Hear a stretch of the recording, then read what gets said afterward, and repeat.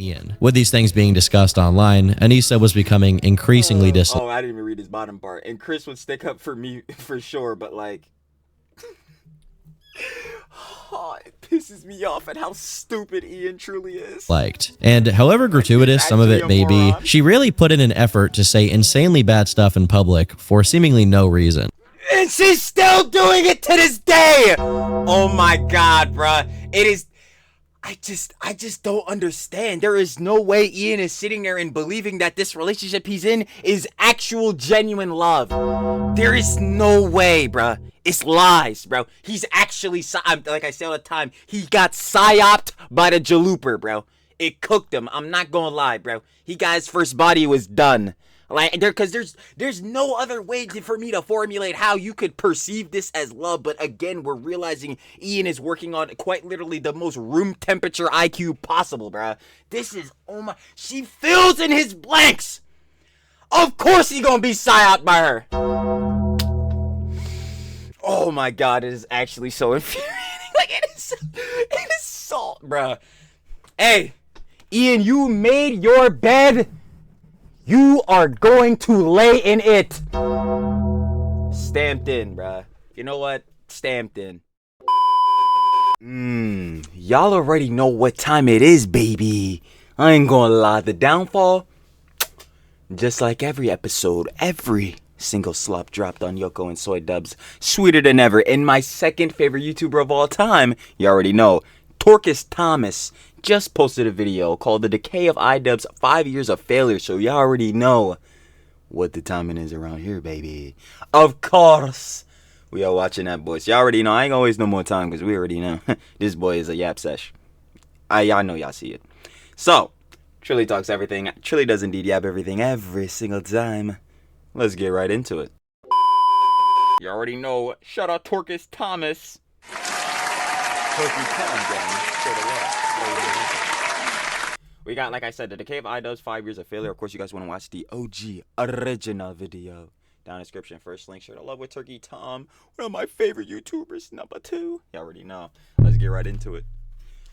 We stamped on it, baby. In mid-2010s YouTube, no name was more respected than IDubbbz, who, through his content cop videos, I say the content cop, the previous content cop, because that one is dead, became the executioner of content creators. Leafy, Rice Gum, The Fine Bros, Tana Mojo, Keemstar, you name them, Killer, and he either successfully glassed their online careers or severely damaged their reputation. So much so that many of his targets aren't even remembered. Fast forward just a few years, and he's debased himself to the point where anyone can take a shot at him free of consequences. As hard as it is to understand how an outsider to the influencer sphere was embraced by the public as their judge, it's even harder to understand why he chose to self-destruct. Yep, to throw it all quite literally in the trash and let Yoko suck up his entire soul and let it willingly happen.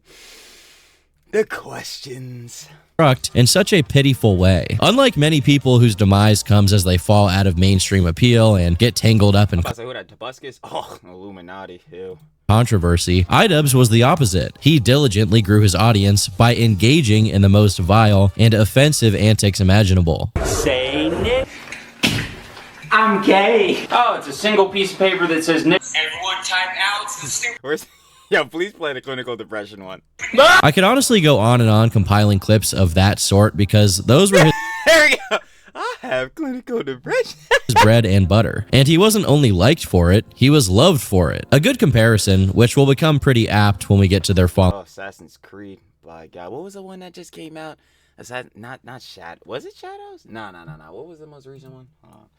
Assassin's Creed. Oh, it was Shadows. Yeah, the one with Yasuke. Yeah, that game was mid.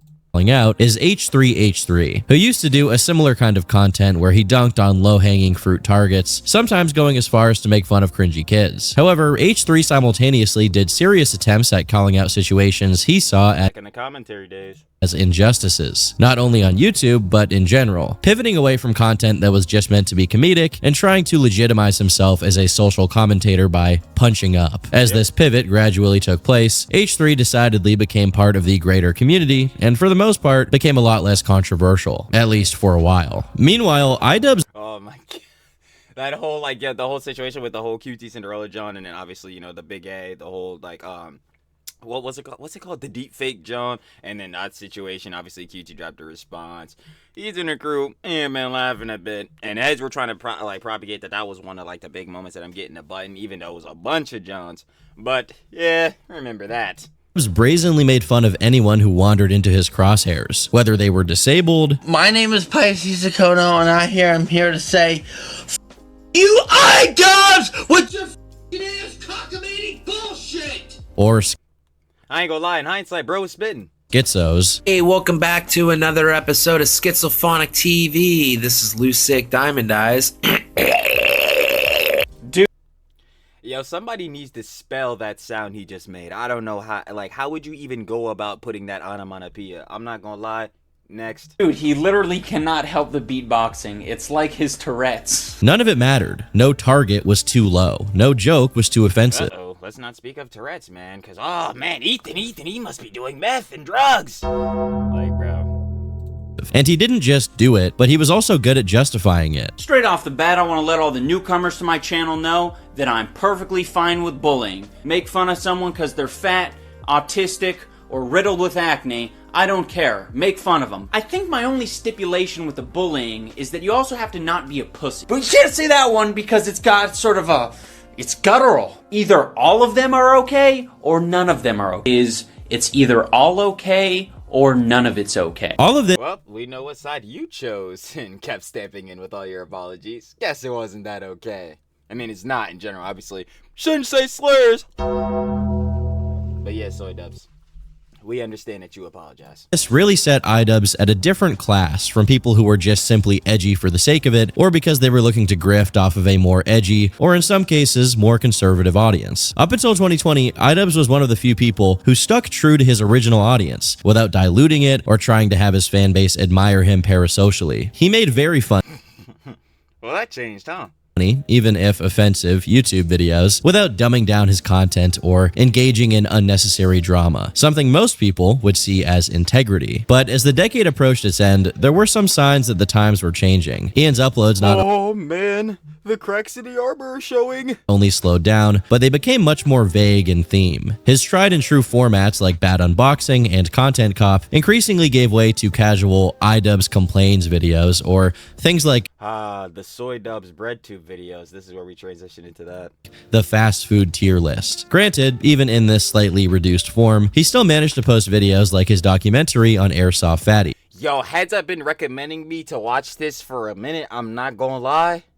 It's coming up soon. Yeah, I know. Relitigation time. Lovely.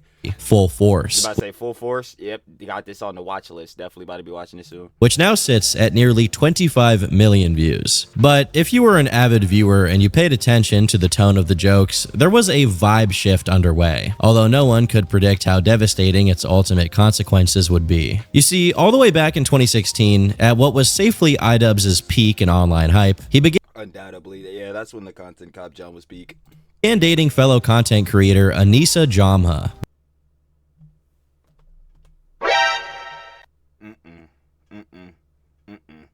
Red alert! Red alert!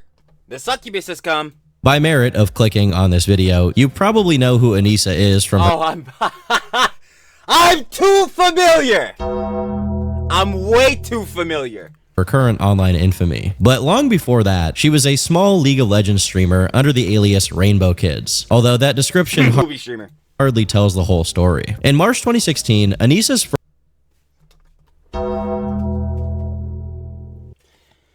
Yo, I know truly be getting up here be like, yo, I ain't gonna lie, y'all know my lingo, the way I talk and all that, John, but I ain't gonna lie, bro, like, yo. first big claim to fame came in the way of a video titled A Day in the Life of a Booby Streamer, which racked up hundreds of thousands of views in a matter of months. Although it's no longer available, the title is pretty self-explanatory, and it was Boy, if this was available, oh, you bet your sweet pippy I would be there to make fun of that boy. released at a point in time where booby streamers were taking their first steps toward the full-fledged domination of certain streaming platforms through trends like hot tub streams. Just by looking at the Oh, the new meta is coming in on Twitch. videos recommended on the side, you can figure out that this was Anissa's hustle at the time, with channels like Sexy Gamer Girls or Cute Twitch Girls uploading clips of her streams where she did risque things. rainbow kids. So Anissa Jomha, Yoko Ono, bending over for stream. Yeah, I'm clocking out. I'm gonna see y'all later. As well as commentary channels of the time criticizing the kind of content she made. But despite her already being somewhat infamous for sexualizing herself at the time, her day in the life video was attached to an announcement that she'd be moving away from that kind of content, which she later clarified through a series of Reddit posts. This public pivot got so much traction that it earned itself an She pivots away from that content, just to pivot right into OnlyFans. Ah, man. And how did Ian respond to that? Well, he doesn't care if it's jack off to his girlfriend.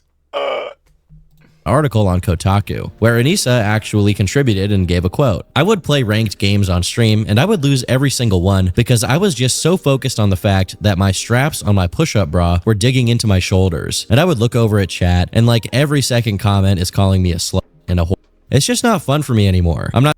Well, considering the main factor of people watching you is based off of the sexual attraction and not, you know, you and whatever means that you enjoy and passionate about or the game. Yeah, I could see. Not saying that it's wrong to do this. It's so funny because isn't with the whole jaw with the Tecto situation where he just got banned again, isn't Denims dealing with the same thing currently? Oh my god, bro. Oh man. If you are a female and you feel sexy doing this, all the power to you. I just wait, where did go back. That it's wrong to do this. If you are a female and you feel sexy doing this, all the power to you. I just wanted to explain to everybody why I personally am sick and tired of doing this, not comfortable doing this, nor do I feel like it's right for me to do this. Despite this article focusing on how merciless and toxic the community could be, Anissa's decision was met with plenty of support, with people saying they preferred her non-sexual content. Other people, like Brittany Venti, immediately cast doubt on the sincerity of Anissa's pivot, claiming hindsight, she might have been right. Her content hadn't changed as much as she suggested it would. However, the clips that were shown as proof of the content not changing weren't really hard-hitting evidence, as they consisted of Anissa showing off a t-shirt and walking around in her room, a far cry from her extremely sexualized streams from before. About a month later, yeah, this isn't titty swinging, so yeah, we ain't about to be going crazy over this. Anissa uploaded a video where she criticized feminism. I don't feel like I need to be a part of a movement in where I can dye my hair blue and become 500 pounds overweight and claim that I'm still beautiful. Like, I don't get it. And I'm not saying that I disagree. It's so funny because it's like, yo, seeing this in hindsight, yet you're willing to donate like a band to someone like Casey Tron, who is out here saying that she speaks for all women. An attack on her, it's an attack on all women. Like, bruh. Yeah, I mean, this type of stuff. I ain't gonna lie. Hypocrisy. You went right back on this type of wave now.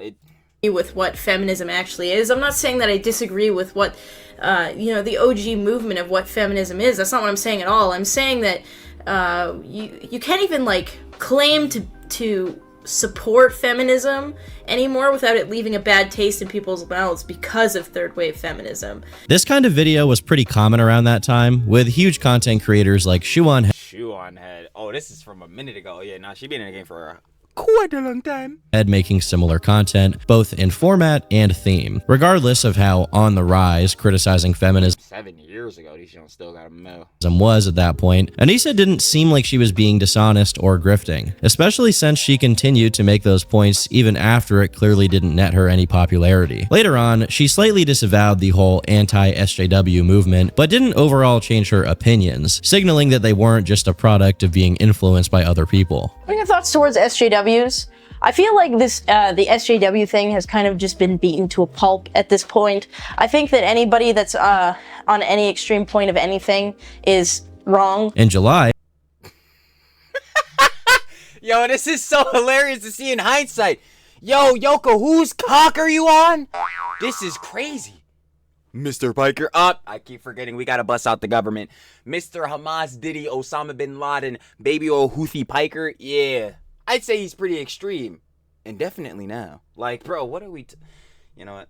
This was we obviously know. But again, it's just the hypocrisy. Like, going on in hindsight, you saying all of this, like, during that time. And then to just, like, totally flip on that boy. This is why y'all dumbasses are getting cooked right now. A month before her and IDubbbz started dating, she made a video giving dating advice for men, where she provided a mind-bending amount of foreshadowing for the rest of the story. This should be great. I'm about to love this. I could already tell. I've dated a lot of dudes. I will not lie to you. Nice guys do finish last.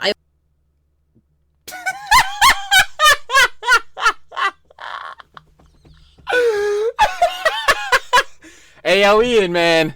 She pre-gamed you. And you not even the nice guy. That's the sad part. You the soy guy. I wish that I could, meet a nice guy who was right away emotionally available and committed and just be like, holy shit, I want to date you forever. But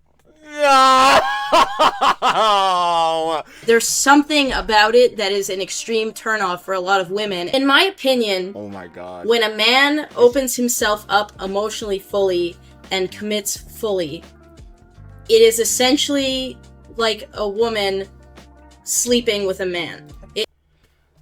So you're a fucking idiot. And it also goes to more or less prove that you're a demon succubus. What?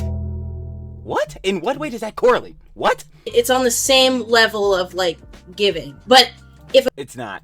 A girl slept with you on the first date, chances are you wouldn't be very interested in having an actual relationship. If you give... Yeah, because you obviously went in with the intentions of like, yeah, we got our business done, had a little frisky time, and it's over. Like, obviously with someone you want to build a relationship with, it's going to be a process over time. Like, yo, you start off not knowing each other, become acquaintances, become friends, get deeper involved. Like, what the hell is she talking about? Oh my god, you have forever been a fucking idiot. This is crazy. Like, a woman, your full emotional availability, they will take it for granted, and they will... Yeah, yeah, very clearly. Talk about projection. What the fuck? Yo.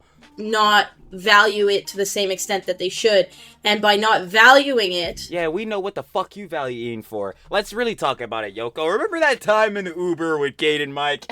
Oh, because I fucking sure do. I ain't gonna lie, I'm remembering all these details from these damn slops.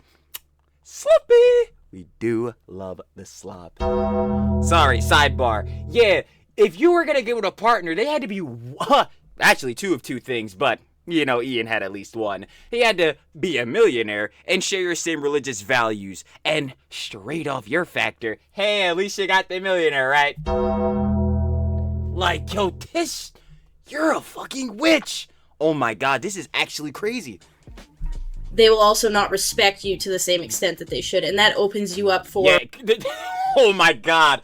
Oh my god. Okay, I just can't. No dip. You out here emasculating, humiliating, embarrassing Ian at every moment's notice. This is the best projection I've ever seen. Oh my god. For disinterest and, in worst case scenario, abuse. Because you will be... Yoko, emotional or physical? Because I tell you what, physical, we gonna leave those to where it be at, but emotional, confirmed. Abused if you're not respected. You don't respect Ian for shit. It's just the way it is. Being a nice guy means that you're a selfless human being and you want to put others in front of you. And I know it's extremely hard, but it's something that if you just throw yourself at... We know you're not selfless. You wouldn't put anyone in front of your goddamn self. But your narcissism and ego, yeah, it would never happen. That person, chances are you're not going to get out of the relationship what you want. A lot of guys, if you find a woman... Seems like Ian's not really getting what he wants out the relationship. I don't know. That you think is... Then again, who gives a fuck what he wants out the relationship? This nigga can't even formulate thoughts without your dumbass. He just goes to prove two dumbasses together. Is worth your time, and you think is interesting, and you think is deserving of the world, you will immediately put them on that person isn't you. Pedestal and think that you shouldn't be on any pedestal. They deserve everything. You don't. And it has happened to me before, and as soon as you put that woman... Yeah, and then you went and projected that onto Ian. Oh man, isn't it sad? On a pedestal, you are asking for trouble, especially in the gift market. Things that are just instant turnoffs for women: crying.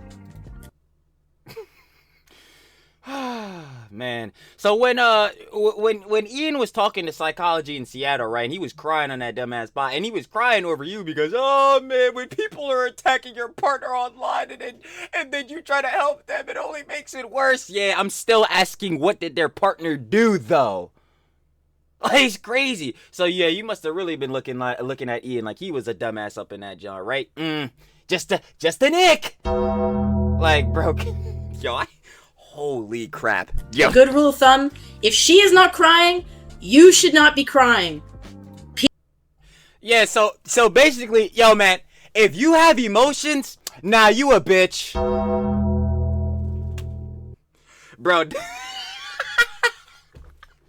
Why the fuck do you still post shit on Twitter? You are quite literally one of the dumbest people on the planet. Holy shit. Period. It shows overall emotional weakness, and later on in life, you wonder how they're going to handle serious, actual, legitimate issues. Yeah, I do question that for Ian, but it goes to show he ended up pretty terribly. But I'd also ask, yeah, what was a little bit of his influences on having all that shit go bad? Because, Crying at really stupid shit is a really good way to make a girl not like you really fast. It truly fills one's mind with contemplation to... No, I'm not contemplating anything. My mind's pretty made up. She is a fucking witch bitch troglodyte, and I don't give a fuck, bro. Like, she's an actual, like, demon succubus. This is crazy works. Do you hear the rhetoric? And this rhetoric basically has not changed, and this was probably, like, 8 years ago.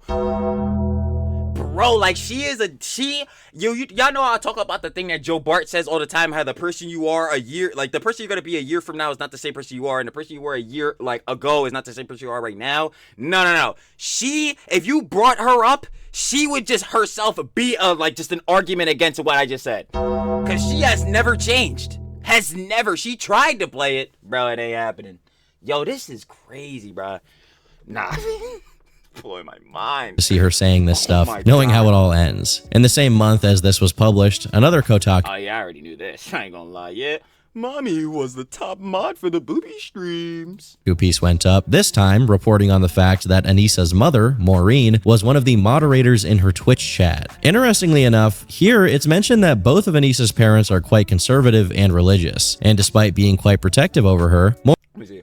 I'm very conservative myself. Joma explained she was raised Catholic, but later converted to Islam when she married her husband. Modesty is her personal preference. Modesty is her personal Alright, we just straight up lying. Anyway, Rainbow Kids never hid the stream for her mother, but understandably didn't invite her to participate. Maureen was respectful of her wishes to let the chat come at her, and even after consistently witnessing complete strangers sling some of the most shocking and offensive language possible against her daughter, she is also one of Rainbow Kids' most lenient mods, enforcing the streamers come at me, approach to trolls. Only moderate when things got super out of hand. According to her, Anissa wasn't hurt by anything said online. I was really quite fascinated by her strength and humor, the way she handled trolling when people over, including myself. Joma said, I don't need to feel protective of her. What she thought were ad hominem attacks against her daughter, Joma said, aren't hurtful to her. She doesn't take it seriously. It's the internet. It's anonymous. 99% of it isn't meant. They're trolling. Yeah, I'm not gonna lie. It seemed like it might have got to her.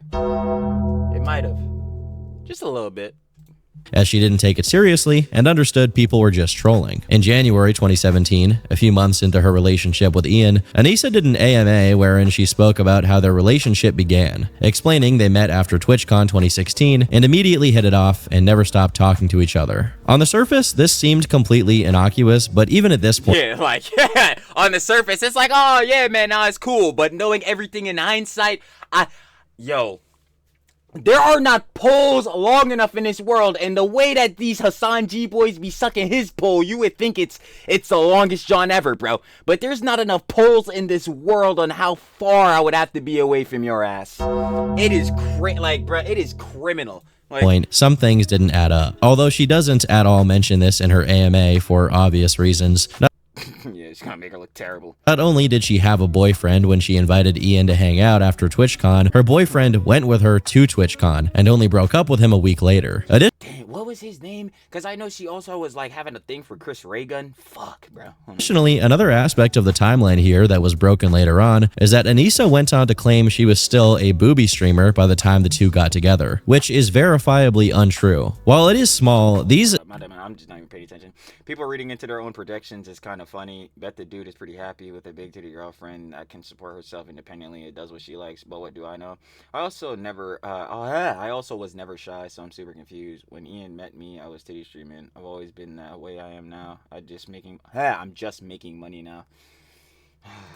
by the time the two got together, which is verifiably untrue. While it is small, these establish a pattern of slightly bending the truth whenever it's convenient to do so. Just like her relationship with Acadian, within a year of being with Ian, she was telling random people on her Discord server. This is the stuff I was talking about in that one YN Sens video where he was checking out Rob's Media's vid. Go check both of them out, by the way.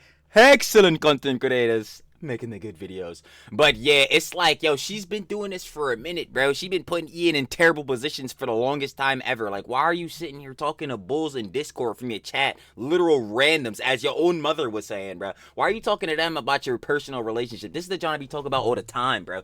Keep your Johns between you and your partner. It's not me and us. It's me and you. I'm gonna keep stamping that boy in. And at the very least, if you're going to talk to some other heads about your relationship, how about it be like your IRL friends, you know, your family, not random niggas on Discord. That shit, like, oh my god, it baffles me, bruh. That they weren't doing well. And not only were they close to breaking up, but they'd already previously experienced a relationship scare. Around the same time, Anissa was both oh shit. It already previously After our first relationship scare and our last trip, I was a lot better and Ian seemed happier, but after I left, it seemed like Ian's opinions on things didn't change much. He hadn't called me in 4 days and we barely talked. Experienced a relationship scare. Around the same time, Anissa was both privately and publicly signaling she was becoming closer to YouTuber Chris Raygun. Trilly knows his shits. I forgot. I feel bad. I forgot what the other bull name was because I remember him from, again, like the Wine Sense video, the Rob Media's vid.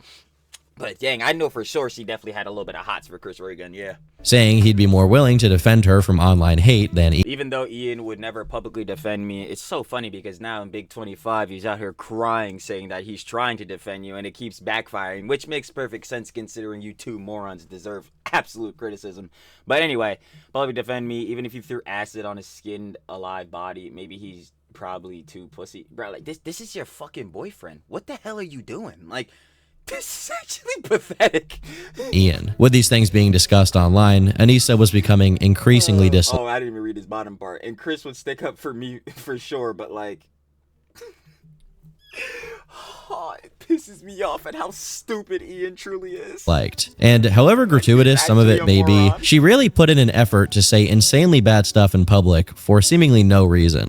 And she's still doing it to this day! Oh my god, bruh. It is... I just don't understand. There is no way Ian is sitting there and believing that this relationship he's in is actual genuine love.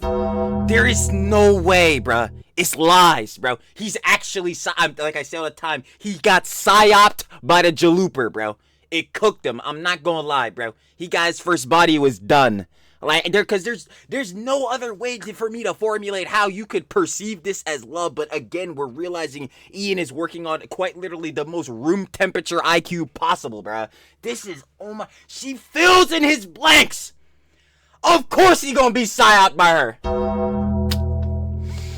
Oh my god, it is actually so infuriating. Like, it is so, bruh. Hey, Ian, you made your bed.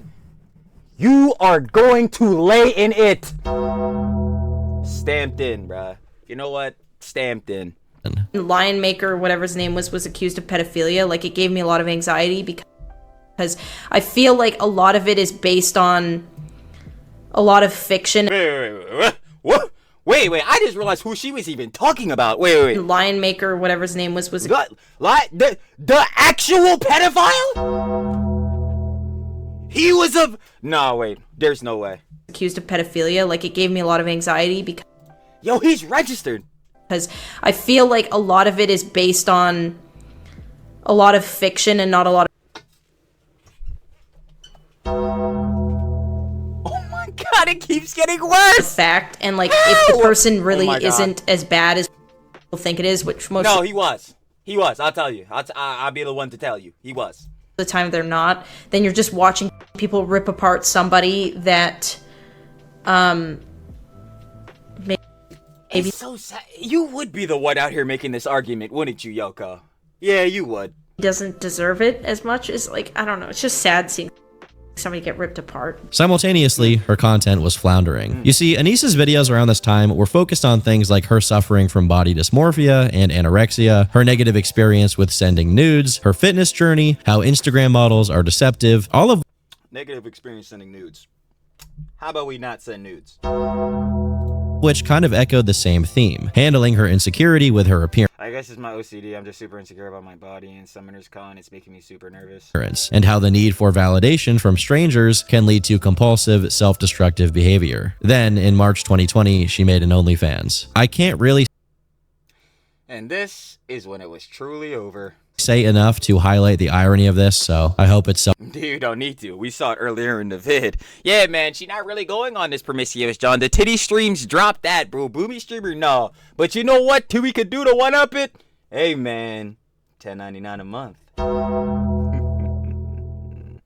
Like, bruh. Blatant moron. Self-evident. Overnight, the undercurrent of people who were aware of Anissa's existence and disliked her suddenly became mainstream, as multitudes of people began to ridicule both Anissa for joining Yo, shout out to Tozy, bro. Tozy's the guy with the money. I ain't gonna lie. OnlyFans and IDubbbz for continuing to be with her as she explicitly sexualized herself for strangers for money. To be fair, this feeding frenzy for trolls only really reached a fever pitch after IDubbbz made a video about the situation, where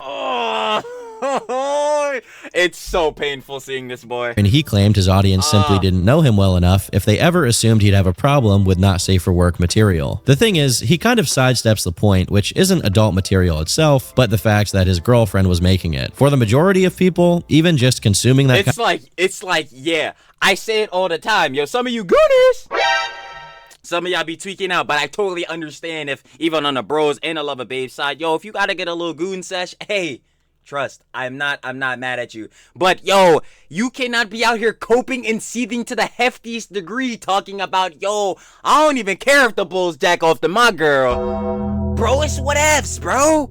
Nah. Huh? I'm finna look at you like you're dumb. I'm finna look at you like you're crazy. Like, bro, what? Kind of thing while in a relationship is bad. So one would imagine that when Anissa proposed posting explicit images online for any stranger to engage with, that idea wouldn't even be considered tolerable, let alone actively. Exactly. Like, again, this is a thing, like, and especially on a factor of like monogamous relationships or whatever, right? Yo, it's a me and you, John. Do I want everybody in the world seeing your jaluper? I do not. Or at least in the case, if I was Ian, I would not. But he's a moron, so I guess he did. But, yeah, no. I think if it's a relationship between me and you, obviously, you know, we got our love going down with all the connections. It gets sensual. I think, yeah, it probably should just be me the only one seeing this, John. But that's just how I'm feeling personally, though. Supported. And I think all of it is cool. It's not. Yeah. I know. I didn't think it would be a controversial opinion either. A good amount of people are just doing the reasonable thing and just making jokes and laughing about it. But there's a whole nother group of people who feel personally devastated and betrayed. You lied to us. To play a bit of devil's advocate here, the debate gets heavily sidetracked by the reason they feel like this, Ian, is because your 2016 self would literally call yourself a fucking loser. Like that version of you would call this version of you like an absolute simp, moron, idiot loser. Like, this is what he doesn't understand. Like, people saying he was a hypocrite, which doesn't really apply since Ian hadn't ever expressed being against it on a moral level. But while accusations we all know this version of Ian would be roasting the fuck out of that version of Ian. Like, what? Of him being a hypocrite or a simp miss the mark, obviously the average person is going to have a problem with sending nudes to other people while in a relationship and find it objectionable, whether it's to one person or to your parasocial gooner army. He makes a point here about how someone cranking it to your girlfriend doesn't affect you and wouldn't constitute cheating, but that's not exactly comparable to your significant other actively inviting people to do. That's what I'm saying. Like, bro, what? That John is so stupid. That's why I hate that John, bro. It's like, yo, Yoko is willingly going out of her way. She is trying to go out of her way to pursue this John, bro. She wants to show heads this John, whether it's for monetary reasons or not, bro. It's like, yo, I think it should stay personal between us, hun. I don't see what's the point, especially because she already addressed Ian is a millionaire. So, Anissa, what the fuck do you want to do OnlyFans for? This is why I'm saying, listen, if you a hun, you know what I mean? Especially, obviously, 18 plus, because you can't do OnlyFans below that. But we know. Sophie Rain, how you trying to be with Piper Raquel, huh? Anyway, sidebar, that one's for the babes. But, yo, obviously, you can do whatever you want with your body. It's your body, your choice, hun, as always. We ain't on that weird-ass Nick Fuentes shit, bro. Your body, my choice, fuck-ass nigga, bro. You a weirdo. Anyway, like, yeah, you do whatever you want, hun. But I'm finna tell you right now, there is no way any huns or even the bros, some of the bros that do OnlyFans, you about to tell me you're doing this, John, for the love of the game. You're a liar. You're doing this, John, for money, bro, because there's no way you just want to willingly post your Johns. Now, I can see the hypocrisy on that, because Twitter, Reddit, oh, right? But nah, you not putting a subscription on this boy without wanting money, clearly. Like, so what? So in Anissa's case, it makes no sense. Why do you want to do OF? Because the reason you do OF is for cheese, but you married a millionaire and you blatantly pointed that out. It makes no, like, bruh, she literally wants to do it for the love of the game. Crazy works. It. Lastly, Ian remarks that this decision wasn't Anissa stooping to that level for money, but again, that's blatantly cap, as I just discussed. Like, there's no other way. Like, what other reason are you gonna post your naked photos online? Clearly, because you want bulls to pay for this, John. At least if you're posting it on OnlyFans, you want bulls to pay for this. Duh. Like, her own Discord messages show that she strongly resented not getting enough attention and not making enough money online. Yes, because she's a clout demon succubus. Like, even during the period she was already with him and didn't technically need to make a living. Anissa herself. That's the point I was just making too. Like, it's dumb. She married a millionaire, but she wanted to do OnlyFans. It's stupid. Like, it just literally makes no sense. Admits that the financial reward of doing OnlyFans was extremely important for her and went toward helping her family. So that absolutely was a factor. The thing is, 3 years prior, Ian had offered to pay for her to go to college. Ian said that if I want to try school, he's more than willing to help me, but we live in the boonies, so finding school might be hard. I don't understand. Alright. Meaning she could have done something else to make money, but instead opted to do OnlyFans. Exactly. That's what I'm saying, bruh. No, and I hate the last resort is like, oh, no, this was the only thing I could do. I hate... Yo, I'm sorry. If you're a hun, I'm not letting you use that excuse. That's just no. Your last resort, like, bruh, the only joint you could think of was OF cap. Because I'll tell you right now, we could go out on Google Slides right now, make a whole PowerPoint, all that. We could figure out a lane. This was not your only fucking option. That's bullshit. Like, bro, I'm telling you, I don't care, bro. That shit is cap whenever I hear that. Like, why? Well, it's all but made explicit that Ian's attention wasn't enough for her, as she admittedly wanted attention from strangers online. Clout, demon, succubus, parasite. Even if it came from terminal gooners. Oddly, in her video about it, Anissa's stance on the wave of hate they got once this situation erupted was that she didn't care about other people's view of her. The thing is, you can't really She absolutely does. have it both ways, and clearly, validation from online strangers does matter to her. Otherwise, the only thing in her mind that actually matters to her is a validation, gratification, clout, bro. Like we definitively know this now. otherwise, what's the point of posting her pictures online? You could say Exactly. money, but again, It was money. Ian himself offered her alternatives years before, and she... Well, it definitely was for money, like I was saying, but no, in her case, bruh, again, Ian's a millionaire. It's for the love of the game. Like, she just wanted attention, bruh. So, honestly, in her case, it's both. Turned it down. What's rarely highlighted when this topic is covered is that Anissa's OnlyFans is directly related to her often discussed issues with her body image. However much Ian and her try to pretend that posting not safe for work content is empowering or is somehow healing her. Regardless, Yo, who? Oh my god, who was I watching? I think it was the beef between Bonnie Blue and Sophie Rain, bruh. Or where they were saying, like, yo, oh yeah, the John that Bonnie Blue is doing is not empowering for women. Which is not. I'm gonna go ahead and tell you. But Sophie, neither is what you're doing. What are we talking about? And most definitely is not what fucking Yoko's doing. So, what the hell? regardless of how you feel about it morally, I strongly doubt that showing whole online is the cure for a mental illness. It's completely not, because again, the reason her mental's getting destroyed is because bulls are out here calling her like, yo, a slut and a whore and all this different Joe. And that's clearly fucking her mental up. She care about what these bulls are saying. Again, we know her main desire in life is validation, gratification, and to be glazed. So it's like, yo, you getting hate online and all this different type of jazz, but you keep feeding into it by posting these OF pictures, doing these booty streams, all this. What was she gonna expect? Like, I don't... If it is, I'm looking forward to the OnlyFans and BetterHelp partnership in the future. While OCD and BDD aren't necessarily tied to sexualizing yourself, there is a condition called histrionic disorder, which is. Other symptoms include compulsive oversharing about one's private life. She has that to a T without a doubt, and this clip is literally blatant proof. Even to the point of embarrassing friends or family. Yep. You know, as you've always had IBS, you've just always been shitting yourself. Dressing in a provocative manner for attention, being strongly opinionated about things they don't know. Jesus Christ. Oh yeah, nah, then I ain't gonna lie. What's it called? The hypochondriac, John? Because that's what Anissa got. Because apparently she had 13 concussions. Yeah, crazy works. Yeah, it's hard to be the hypochondriac here, but I think she definitely has this shit. Like, for sure. Know much about, being easily influenced by 100% she has this shit. peers and emulating them, and the list goes Yep. 100%. on. Given that this condition typically manifests in girls in their early 20s, right around the time Anissa became a booby streamer, She got this, what is it called? Histrionic personality disorder? She officially has this shit. Like, 100%.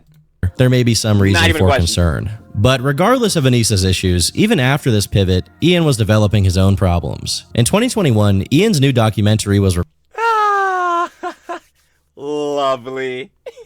Don't hurt me, Mr. IDubbbz. Don't hurt me, Mr. IDubbbz. Think it, dream it, do it. That's nah, I'm sorry.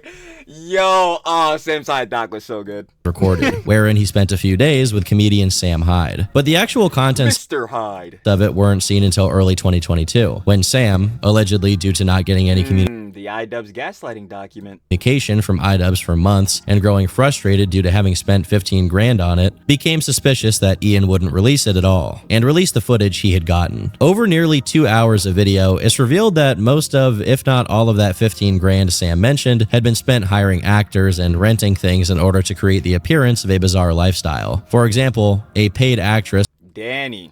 played the part of Sam's cracked out girlfriend, with him verbally abusing her and drinking her breast milk. To go over each and every one of the hundreds of little gaslighting Yeah, I remember the one part of the job. Yo, Danny's like, yo, I have cancer. It's like, and then Sam's like, yo, Danny, we don't care. Shut the fuck up. Yo, you see soy dubs. prank Sam and his crew ran on Ian would take a long time, so hopefully that one example is enough to represent them. However, the actual moment where Sam reveals to Ian that most of what he experienced in the first couple of days there was just an elaborate prank isn't actually in Sam's footage, and it would only appear a month later when In soy dubs' doc. Ian uploaded his version of the documentary. I'm curious about your relationship with Dan. Yo, the lighting still pisses me off so much, bro. He was really trying to make Sam look like a super villain, bro. Has she So stupid. been on drugs since she met you? She's been on drugs since before she met me. So if you're implying that I've driven her to drug use, you are incorrect. Okay. Sir. Fair enough. I mean, that's what I wanted to sort of get out of the way. Good. Yeah. Glad we got that out of the way. Yeah, see, yo, I every time, bro. That's why, again, I always say I love the slops. Sloppy! Because it always makes me start, like, thinking back more on the John. And, oh my God. Yo, when Ian was like, I'm here to punk you. And then he was talking about the video that Sam Hyde copyright struck. And he was like, yo, man, I'll take the strike away if you can squat 220. And then Ian tells me, he's like, yeah. Have you tried to get her any help? Yo, No. my bad. I need to let the video play. I'm sure it's gonna get showed. Seeing as she's a girl I paid $500 to shave her head and pretend to be my girlfriend, no, I haven't tried to get her any help. Should you want me to try? Well, okay. I don't know her that well. It's probably not my business to get her off drugs. Also, I think I told her to put her hand in your pocket and pretend to be on drugs. Shut up. You think are you serious? You think I would date a girl that has her hair shaved like that? Yes. You think I'm a mental case? Yes. You think I would spill rock stars and Legos all over my office like a animal and have 20 people in a dentist's office? You know this is a converted dentist's office, right? That's why there's like paint. Yo, Ian was looking so stupid, bro. He's such an idiot. Things like whales on the walls and Ian! You silly guy! You silly boy. So you're punking me. I'm not punking you. I'm trying to make I thought it'd be funny for your fans. I thought they'd like it. Also, the slingshots are rental. What? We did get duped by Sam. We didn't get pranked in quite the way we thought we were going to get pranked. It's not easy to say that I'm like happy with the conclusion Yeah, I'm sure you went there to make basically a hit piece and came out looking like a moron. because I'm still wondering kind of what's real and what's fake. Given Ian had the documentary ready to go within a month of Sam's video, it's unlikely that he had decided against making it all together for the past year and slapped it together as a reaction to Sam uploading the footage he had. However, that doesn't change the fact that neither party was fully transparent with their intentions and plans for the documentary. Obviously, to some extent, it must have been Sam's intention to disturb and make Ian look like a fish out of water with no chance to see through the facade. But at the same time, Ian's approach to the documentary was clearly meant to be uncharitable. He wasn't That's what I was saying. And what's so funny, because we had watched Torcus Thomas's other vid on, like, when this actually happened, like, well, or at least when he relitigated it 2 years ago or whatever. And during that, Joe, he was being, like, way more charitable to IDubbbz, but obviously that's in hindsight, because now we're obviously relitigating a bunch of stuff, looking back, looking at patterns of behavior and all that, Joe. Because I was like, yo, Tom, I'm like, yo, man, he's giving good faith to SJWs in this case, man. I don't know. Like, it's obviously with hindsight, like, yo, I'm pretty sure this fool was definitely going in to make a hit piece, bro. I ain't gonna cap. But obviously seeing it now, obviously more stuff, like looking out at a broader scope. Yeah, we know what SJWs went there to do. Like, yeah, he was going to make a hit piece. He was trying to expose Sam Hyde. Like, it is very clear. Making some unbiased gonzo journalism attempt to capture the strange life of a controversial alternative comedian, he was, in his own way, trying to make Sam look bad. This becomes perfectly clear in perhaps the most dreaded section of this entire documentary, the circle of irony. This is why it's so difficult to... Oh yeah, this is so stupid, bro. And then it comes back around to meta irony, where you don't even know if it's actually supposed to be, like, it was be around Sam, try to understand him, and ultimately make a documentary about him. He lives here. Sam is drenched in meta irony constantly. He intentionally doesn't make it obvious when he is or isn't joking about something. Why he does this is up for interpretation, I guess, but it's kind of direct. Like, yo, he's a comedian. Like, that's the whole mystique of it. Plus, you yourself had addressed that, like, yo, Sam likes to keep his private life, which most people should do, private. You know what I mean?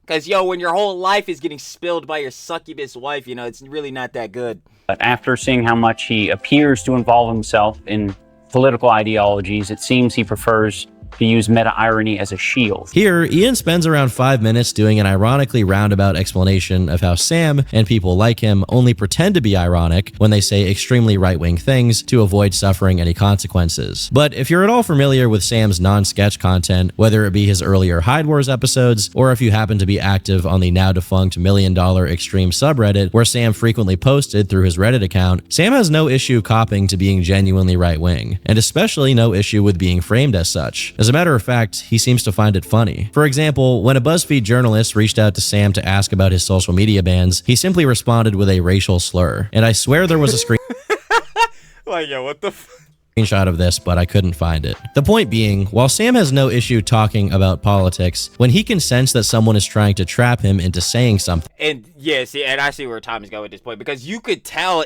within like the in the interview between obviously Sam Hyde and SJWs, you could tell when like Ian was obviously going on more of the attack, and you can see like, yo, Sam realizes this and he's going more on like the defensive end, and it's like, yo, hold on, gang. You trying to punk me and all this type of jet? Like, yo, nah. And then that's where, like, yo, Ian finally is going out to, like, ask the serious questions. Like, yeah, you're getting punked. And then doesn't ask him basically anything of relevance.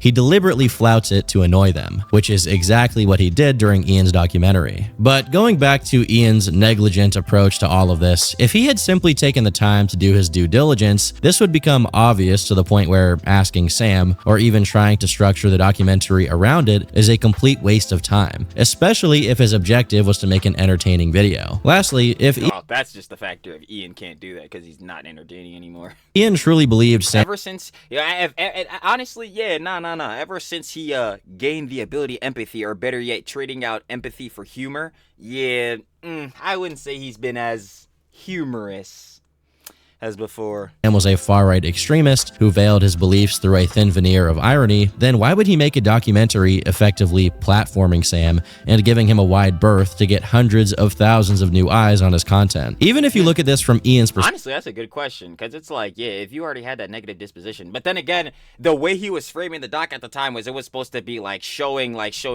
it was supposed to be like, not obviously a hit piece, the way he was framing it, being SJWs, it was supposed to be like showing what's going on and like Sam Hyde's life, like more like a, not like a retrospective, but an introspective on what's going on with Sam Hyde now and his current career and all that. And obviously, it was not that. Perspective, it still makes no sense how all of this was carried out, which only adds to how terminally negligent he continued to be, even after beginning his pivot to his new identity. In all likelihood, Ian probably thought that this documentary would be an easy dunk on a guy who was widely known for having his show canceled for being overtly far-right and being— I'm telling you, bro, this doc was supposed to be like his leftist sacrifice, bro. I'm trying to tell you. I'm pretty sure this was the joke that Pope Dura was saying. I try to be freaking crying, but it's so true, though. It's like, yo, him doing this doc was supposed to like fully ingrain in him in like the leftist spaces. So obviously, yo, he could be more closer to bulls like Hasan and them type of heads in those orbits, bro. Which ultimately we know he tried to do anyway.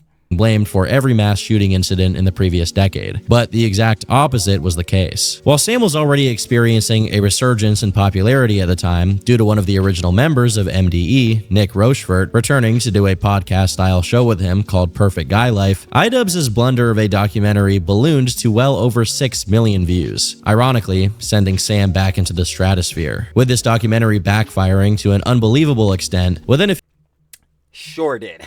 Backfired terribly. few months, Sam reappeared on Ian's radar, this time as the boxing trainer of Harley Morenstein of Epic Harley! We watched Harley's doc, man. Harley's doc was so good. Mealtime. In 2022, another one of Ian's creative ventures was Creator Clash.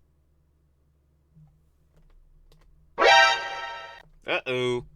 Extrapolating from the extremely popular wave of influencer boxing events and turning into a full card of YouTubers boxing each other. It's important to mention that outside of the YouTuber gimmick, Creator Clash was held with the objective of raising money for a variety of different charity funds. At least for 2 and 3.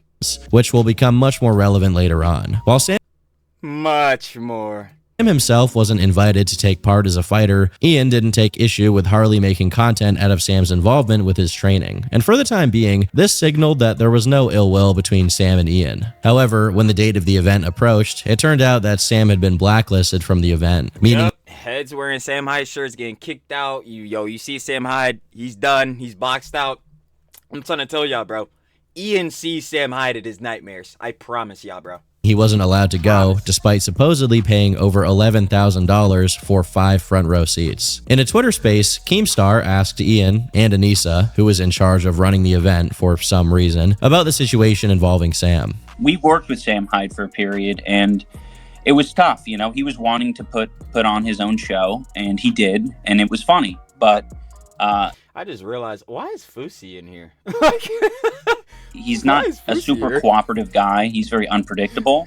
So involving him in I'm sorry, like that's just really distracting me. Like Dad being here makes sense. Keemstar in some regards makes sense. But Fusi, why is Fusi here?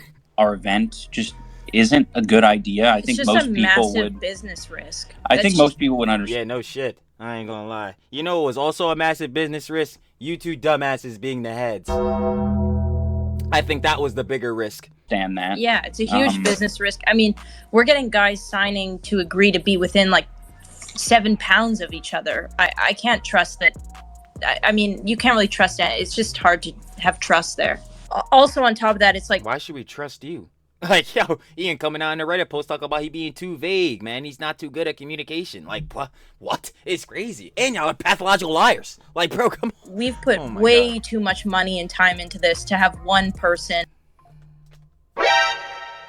Yo, as far as I'm concerned, CC2 started off negative 500 bands and only got to negative 250 bands. CC3, y'all not even apart and was taking profit. You want to talk about losing money. Bro, what? This is hilarious. Also, like, do you think Dr. Mike would box on a card with Sam Hyde? While I have no doubt that there could be people, whether it be fighters or potential sponsors, that would pull out if they were aware of Sam's involvement. Yeah, I don't doubt that either. Like, honestly, we know. Yo, Sam got some demons, controversial. But, yo, we obviously know in hindsight who was the bigger turn down for this event. Do y'all think it was Sam Hyde? Mr. Hyde? Or do you think it was Yoko and SJWs with them not communicating with their fighters basically at all, doing nothing to promote this event at all, literally wasting the funds on galas, parties, all this garbage? Like, who do you think destroyed this? Because I'm not gonna lie to you, even if Sam was in this, John, I think it wouldn't go as bad as how they ran it. Like, bro, what? Nah. It's kind of weird that Anissa mentioned Dr. Mike, of all people, as someone who would pull out of the event. Due to this claim on the Twitter space, Sam was quick to antagonize Dr. Mike in response. There's not one real person following Dr. Mike. Assuming that Anissa was telling the truth. But when Brandon Buckingham did an interview with Dr. Mike and asked him about it, this is what Dr. Mike had to say. Did you hear that he banned Sam Hyde from entering the event? I did not. Why is that? Yeah, I don't know. I have no idea. I have no idea either, sorry. He had like front row $10,000 seats, and then he said he couldn't come to the event. Oh, yeah. This was another John Hezro told me to watch. Brandon Buckingham's video of I think it was CC2? I'm pretty, well, it can't be CC3 because that John, as we know, it got delayed. So I'm imagining it's from, no, wait, actually, no, I'm lying because it wasn't Dr. Mike in CC1? Yeah. Sorry, I don't know what to say about that. That wasn't my call. Sad Sam Hyde at home watching this. Do you want to say shout out Sam Hyde? Sorry Sam Hyde that happened to you. Clearly, based on his response, not only did he have nothing to do with it, but he wasn't even familiar with the situation. Obviously, based on their shifty behavior, especially later on when Sam joined the Twitter space, they just disliked Sam specifically for his political opinions and didn't want to give him a platform for him to promote himself through. Instead of being honest about it, they pivoted to talking about how hard it was to ensure all of the YouTubers they had on the card were being properly trained by real coaches and wouldn't miss weight. Citing Anissa, Yo, I'll tell you what, it seems like SJWs had a real coach, but he wasn't wanting to train that hard. Or better yet, his training sessions was getting taken up by someone not boxing. Tough. supposed background in kinesiology to legitimize the importance of overseeing these things, which was met with a laughing emoji reaction by Sam. I have a kinesiology background, nutrition background, so I'm able to kind of like... Oh, so is that why you had eating? Eden? The fuck? Bro, come on. Is that why you had Ian busting down Twinkies the day before weigh-ins and all that? Because you sure knew some John about kinesiology. You didn't know shit. Anissa, you have to stop. Like it, and I've said this before about her. Yo, Anissa is the definition of a person that is whatever fits them and does them the best in that moment, bro. Like whatever traits apply, bro, to make them like the most upstanding person in that moment, that is her every time. Or better yet, yeah, that's her every single time. Like, yo, come on, man. She was guiding me the whole time. Yeah. Tell me what I know. She formulates your thoughts. To eat, when to eat. It seems they took an approach that put an unusual amount of weight on making everyone involved with the event as comfortable as possible. And in an episode of the H3 podcast from 1 month prior to the event, this was elaborated on mostly by Anissa. But here we have a pretty interesting moment. Legitimate boxing coach Michael Briggs highlights Hey, shout out Mike and AB. How genuine and generous Ian was when it came to things like pay, only for Anissa to butt in, talking about how fighters are exploited the same way sex workers are. But she laments that there is no equivalent of OnlyFans for them to be their own agents. It's very similar to like the porn industry for women, the way that fighters are treated. It's interesting. Yeah, it's very exploitive. They get them young, and they don't tell them all the consequences, and they don't... I'm sorry, like, I'm really at the point where, like, anything that comes out of her or Yoko, or she is Yoko. Oh, well, she's not Yoko, but we're calling her Yoko.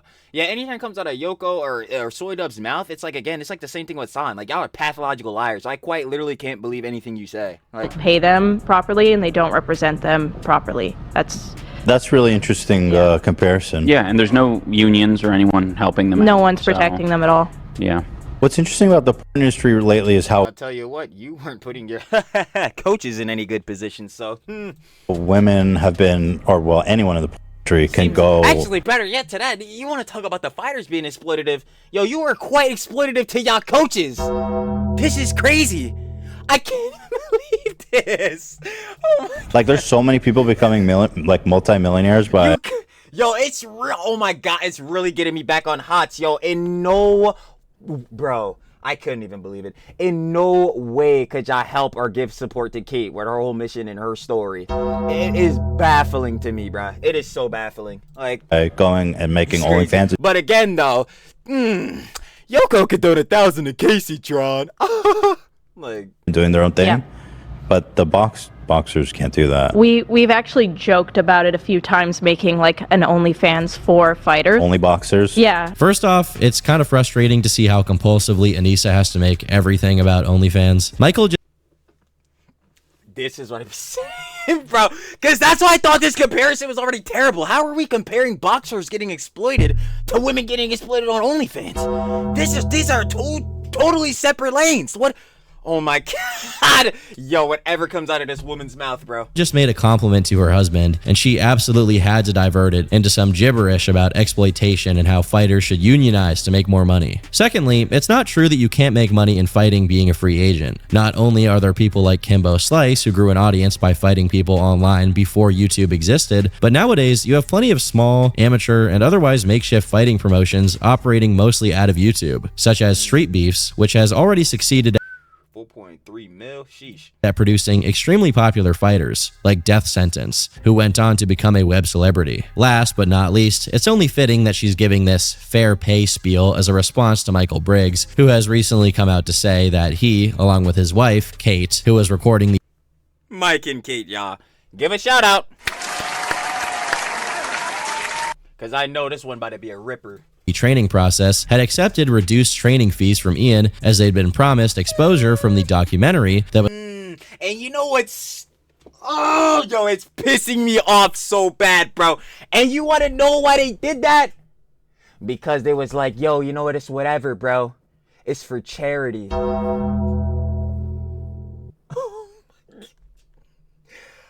This is why I keep asking. I don't even know why either of these idiots in specific, Yoko, though, are still posting on the internet. Y'all are wiped. Y'all are done, bro. Like, it's over, bro. Like, y'all have been exposed to be terrible, horrible people, bro. Y'all are done. There is nobody else left that will like you. Except for the Glazers, the G-boys. You will be writing off of them until you mess up. Hasan audience don't like you no more. It's over. Like, it is like, bro, these heads... I can't even believe this. I can't even... To have this many bad Jones, bro. This many bad Jones showing how terrible of a person you are. Or terrible of people they are. Bro. How do you even... Stupid actions. As always, breed stupid consequences.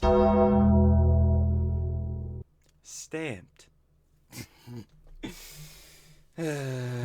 was supposed to be made out of the lead up to the first Creator Clash event. But this exposure never happened because the documentary was never made and the Briggs couple was never reimbursed. And he said his job was to go around and like film Anissa having interactions with everyone. So we didn't know if that meant they were going to make... Yo, shout out Ethan for giving them 5K, by the way. Head's going to call me a glazer. But don't give a fuck because, hey, that's way more support than they got from Ian and Anissa, so... A second documentary about how, or the actual documentary about how like Anissa was responsible for the event, because she did put a lot of work in for the first event and she did put a lot of work in for the second, but at the same time, in the first event, she didn't get credit for it. So she felt like she deserved all the credit. If that...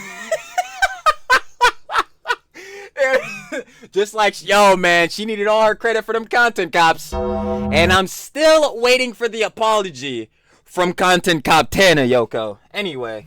That wasn't bad enough. Michael added that during their time training Ian, Anissa tried to control what kind of music played in their gym. The thing is, plenty of other people who had nothing to do with Creator Clash were also training at that gym. So Anissa was basically demanding favoritism. Like, yo, she is the actual definition of a narcissist. Like, it is actually great. Like, yo, there is in no, like, unless you support her narratives, her beliefs, and all that, there is in no regard will she be sharing any empathy. Funny enough, any, like, you know what I'm saying, any remorse or anything for heads. It's insane, bro. How can you even get to this level of ego? Like, has anyone in your life told you no or some shit? How is this even possible? But then again, what did she do the whole time on the career? Farm heads giving her validation and gratification and all that. Especially on the ends of, because of how she looks physically with the booby streams and shit. Just so that indie music would play in the background of training footage that would never even get released. When we all know what kind of music really belongs in the gym. Worst of all is that Anissa went above and beyond being petty about Creator Clash related endeavors and developed a personal grudge against Michael. At one point, Anissa went directly to Kate and said she had no idea why they were together, saying he didn't respect women, clearly trying to drive a wedge between them for Yo, that John truly gets me mad as fuck. For seemingly no reason. Their relationship. Yeah, no, there's a reason, and the reason is because she's a bitch. Like, that is it. And I'm not gonna lie, again, don't say that John to none of the lover babes.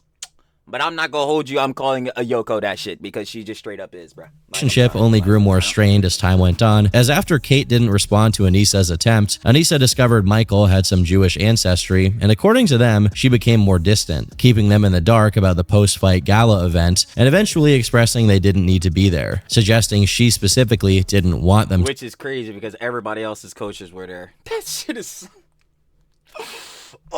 gears to be grinded. there. Then, when the Briggs couple reached out to them for their support for a bill to end child marriage, which was relevant since Ian and Anissa knew Kate was a child marriage survivor, they were simply left on red. We'll eventually come back to the topic of the generosity. She can give 1,000 to Casey Tron, but in no way could she support Kate. This is crazy. Oh my god, bro.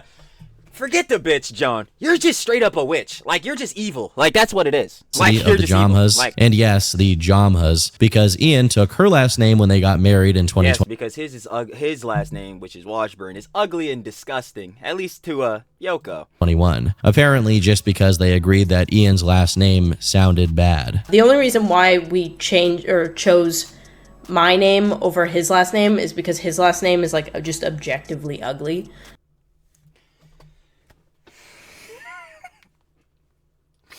Yo, this is why. Yo, again, who said this, John? Oh yeah, no, it was Pope Diorio. I gotta be on that Pope Diorio time, and we're like, yo, when a screen goes off, I'm not gonna lie, you bulls just don't exist. Like, you actually don't exist. And I've talked about this before. Like, obviously, bro, when you see all this type of jazz, we seen these Jones through screens and all that, right? Like, it's internet drama, internet Jones, but this stuff is really happening out in real life. And I just can't. How do you? Oh my god. What does it mean the last name is objectively ugly? How is your last name better? What does that even mean? Like, bro, it's so dumb. It's honestly the stupidest thing ever, bro. It's just not weird. My fault. Let me clear myself of that. You're actually man children. Like, you're actually just children. You have the mind of a 15-year-old. Like, what? Yo, this is crazy. An ugly last name. Like, Washburn sounds horrendous. Like Anissa Washburn. This is your fucking husband, you dumbass. Can you show this guy any amount of fucking love? Holy shit. Like, god damn, he doesn't fucking deserve it. Let's keep it a buck. He don't at all. But Jesus Lord, don't you claim to love this guy? Yo, I be talking about that all the time because there ain't no way in y'all relationship the love is genuine. I'll be damned. You ones definitely don't have his best interests at heart. Like, bro.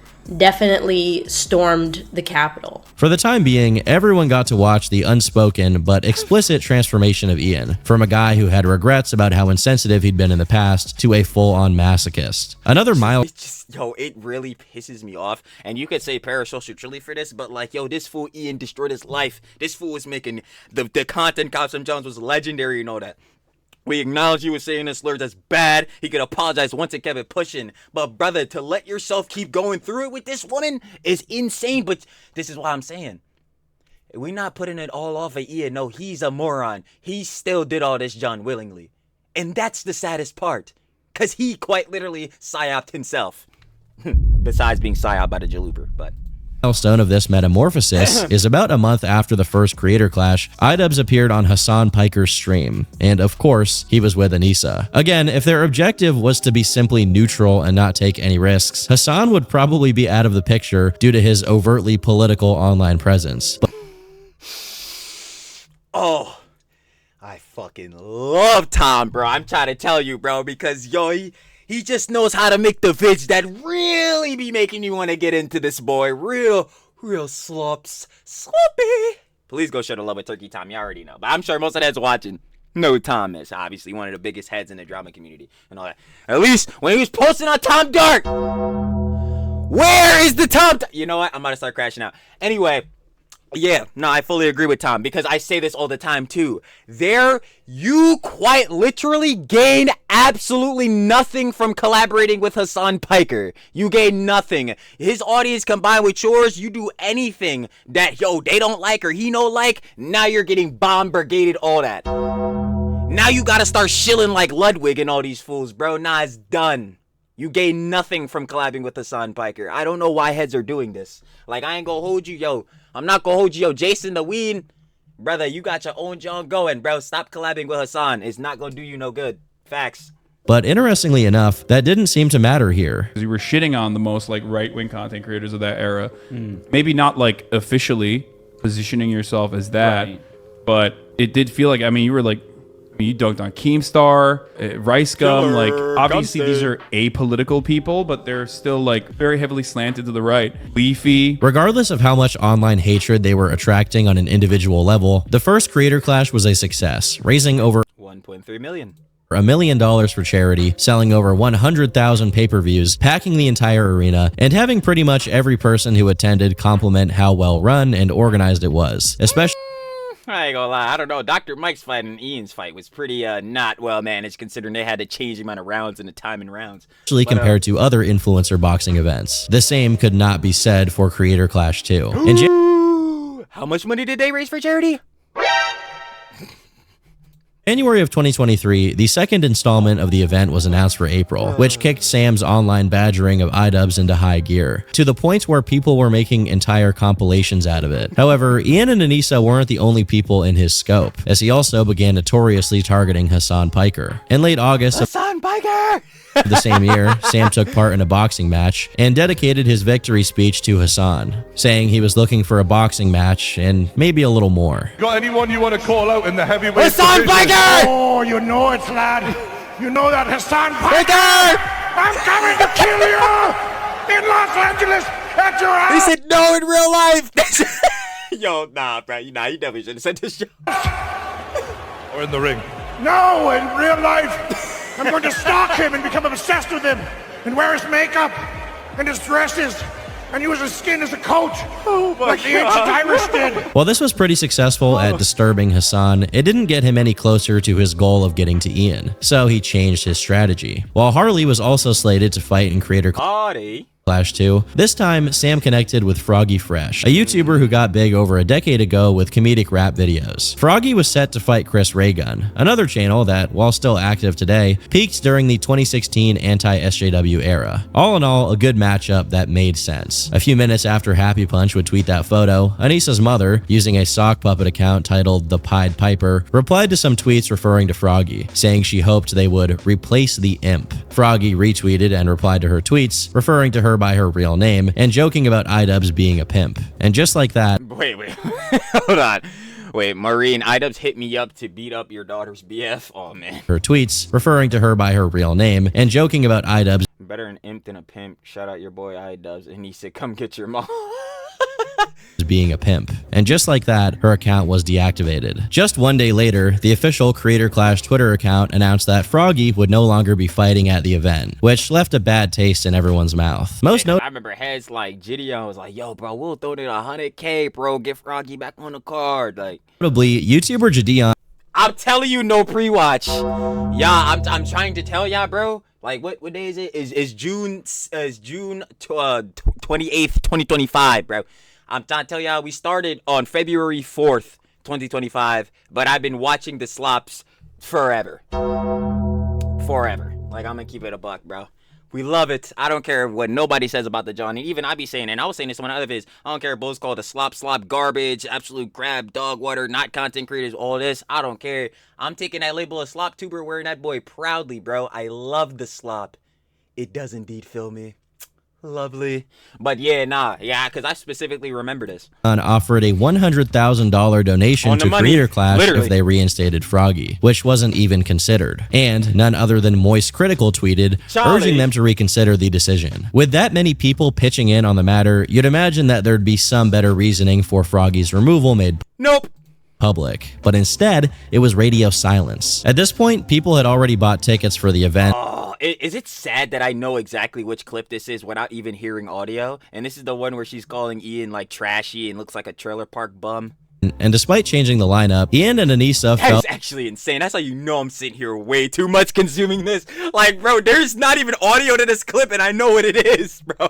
they didn't even have to justify their decision. Yep, just remember wearing that shirt. I knew it was this clip. To their paying customers. Of course, there are plenty of problems with other fighting promotions. Dana White criticized UFC fighter Bryce Mitchell praise of Hitler. Yeah, I think hailing the Austrian painter isn't too good.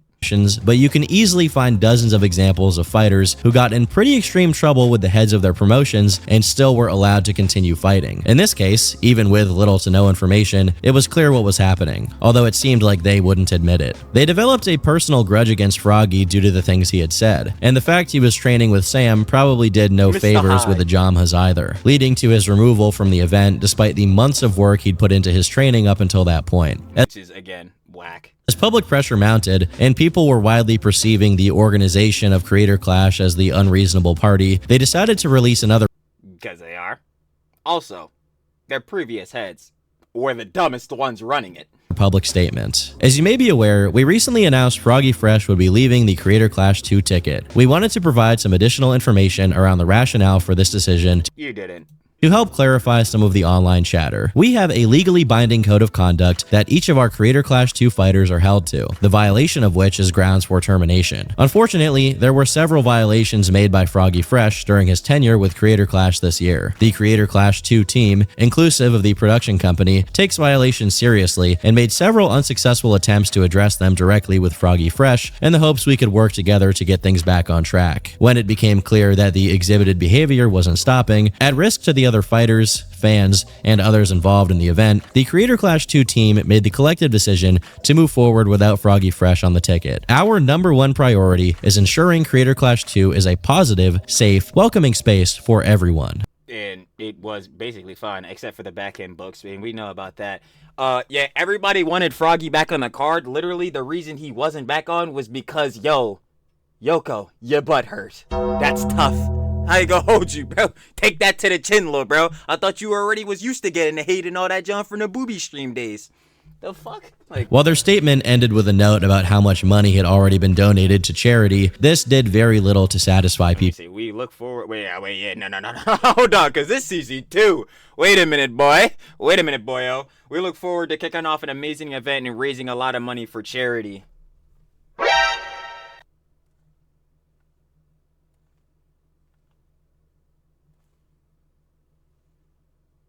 Last time I checked, CC2 ain't raised shit. And not $1 went to charity. Funny. Creator Clash and IDubbbz have already donated $50K for each Froggy Fresh supported charities. Kids Cancer Foundation and Nicholas Children's Hospital for a total of $100K. They will also remain beneficiaries. They didn't get $1. Y'all didn't donate shit for CC2. Hell is going on here? People, including Froggy, who replied saying that he still hadn't been told what he did to warrant this treatment. He later retweeted this statement and claimed to have been threatened with a lawsuit if he spoke out about what was going on, and was asked to return the $15,000 he was given for the previous 5 months of training, which had already taken place. Oddly, after taking every opportunity to emblazon themselves as the face of the event, suddenly Ian and Anissa were nowhere to be found, and everybody was getting stonewalled by the faceless and robotic answers of the official account. Despite this hang-up going pretty much unexplained, the event went forward, and according to Anissa herself, the arena was packed. This packed even with Taylor Swift playing for 60K people at the same time in the same city. Oh my god, you must feel so clouded, don't you, Yoko? Despite Taylor Swift holding a show simultaneously, which, in a reply, Anissa claimed made the hotels for the I don't imagine there's much crossover between Taylor Swift fans and boxing. Yeah, I would be one to agree. Like, it's more about hotels being priced out. Hotels cost like $500 starting once T Swift was announced. Who cares about the hotels? Like, I understand some people will fly out to come see this event and will stay at a hotel. But like, again, this makes even more sense because, I think if the Swifties are going to a Taylor Swift jump, bro, it's probably because they want to hear her sing, not to see a nigga get punched in his jaw.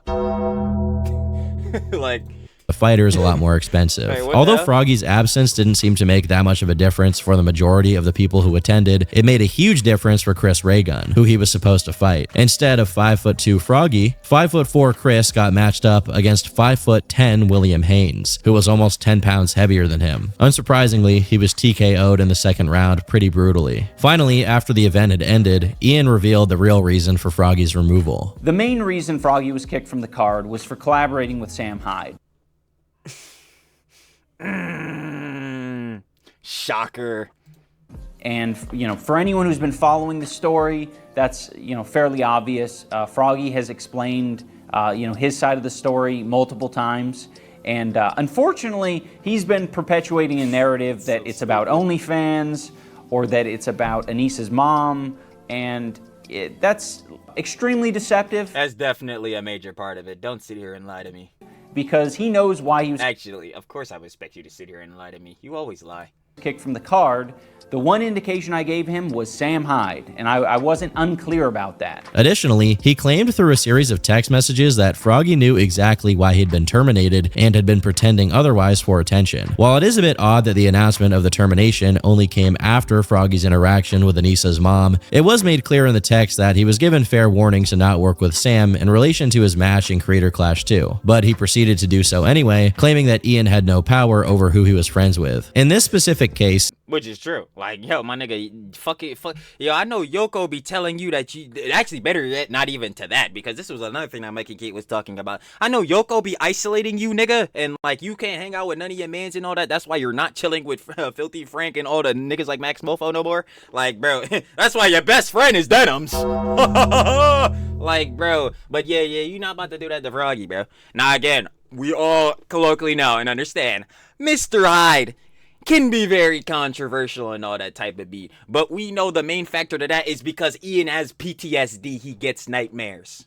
He's a sorry little bitch boy. Oh, ignore me, IDubbbz. Dumbass. Like, what are we talking about, bruh? Like, even if the reason for the termination can be considered frivolous, it was clear Ian was telling the truth, and Froggy had been omitting it. However, in the same video, Ian claims that they had no interest in suing him and that he had been lying about that. But as it turns out, he had actually received a letter that not just notified him of his termination, but also demanded that he cease and desist. Let me see. Creator Clash is presently evaluating all courses of action that may be available to it due to your actions and omissions, which have caused Creator Clash to incur significant damages. From speaking about the event and asking for the refund of the $15,000.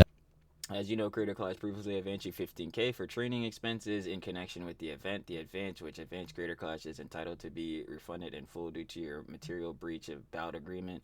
Creator Clash will agree to release any claims with respective to the advance, and any damages Creator Clash may have suffered. $1,000. Now, there are only two possibilities here. Either Ian knew the contents of this letter and lied about it on his video, or this section was included by someone without his knowledge, which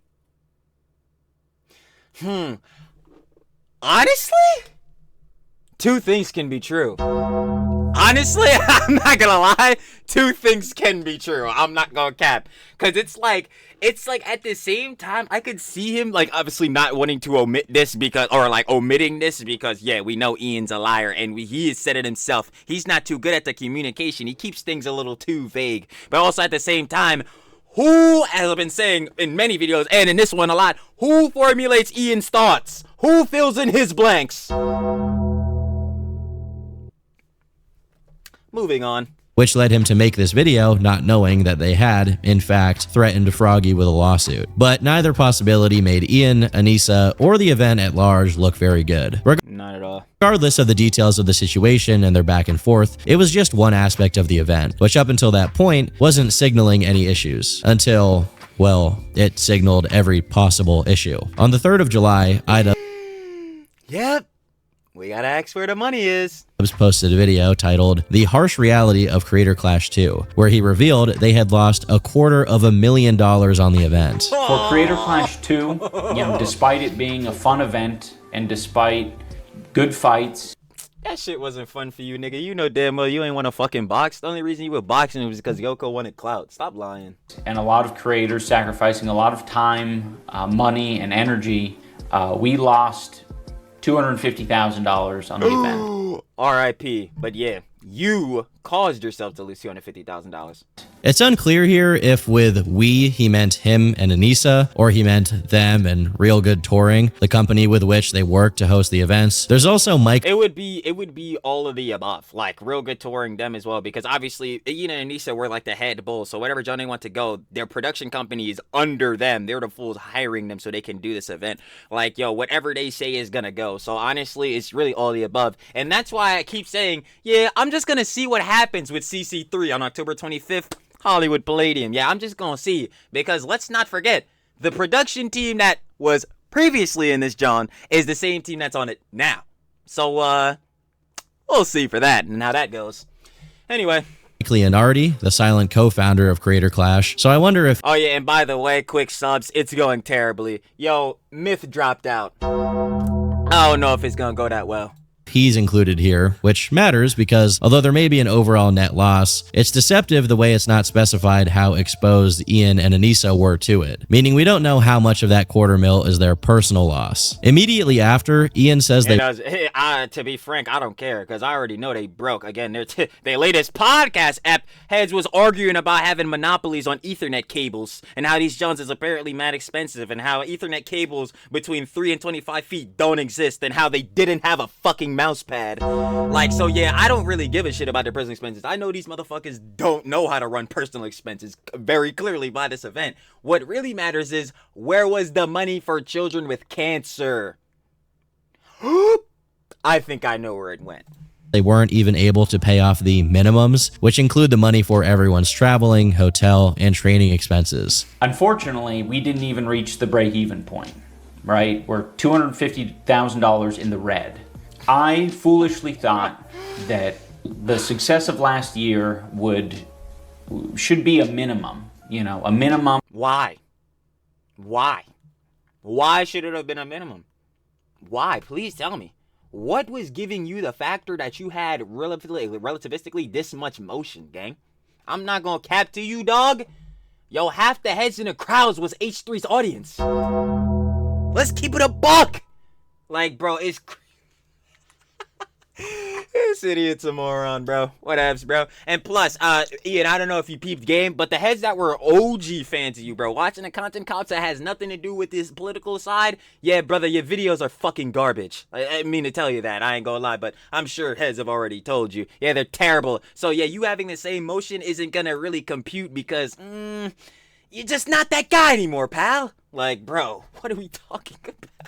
For what we are able to do this year. And that wasn't true. While I can't comment on the cost of each of these things individually, since they haven't been publicized by Ian, it's been pointed out that paying thousands upon thousands of dollars for each participant's training is an insane thing to do. And it's surprising that he doesn't even consider this maybe was an issue. If you actually watched the event, only 5 of the 12 fights even went the distance, and no one looked good as far as being a technical boxer is concerned. Well, yeah, but that's not something I'm really expecting, because at the end of the day, these bulls are, brother, fucking YouTubers and streamers and shit. Like, I don't expect these niggas to be looking like goddamn Floyd Mayweather when they get in this bitch, start fucking boxing him up for real, for real. But at the same time, on that, like, it's very clear to see, at least on the back end in the books, like, all this show was just not run correctly to where everything could have been optimally the best. And that is clear.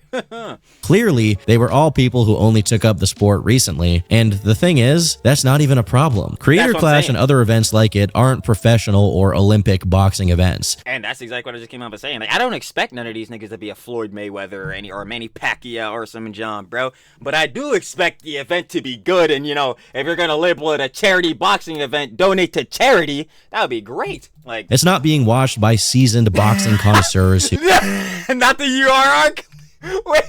Professional or Olympic boxing events. It's not being watched. Oh, URR. Oh, nah, bro, I'm telling you, bro, that show's so funny. Shout out Pope Diorio. Oh no, yo, battery went on me that fast. Yo, stop playing me, mod. Like, yo, come on. Alright, we back on that, boy. No cap. Like I be saying in Jones all the time, we editing that out? Absolutely not. It's never happening. Slippy. But like I was saying, shout out Pope Diorio, bro. We freaking love the URR clip. Oh, man. W's. By seasoned boxing connoisseurs who expect the fighters to be excellent. It's a problem. Creator Clash and other of the boxing connoisseurs who expect the fighters to be excellent. It's primarily being watched by viewers of the YouTubers who are taking part. And see, this, I'm sure Tom's about to get into it, and this is what pisses me off about Ian with the promotion of Creator Clash 2. This joint is literally called Creator Clash.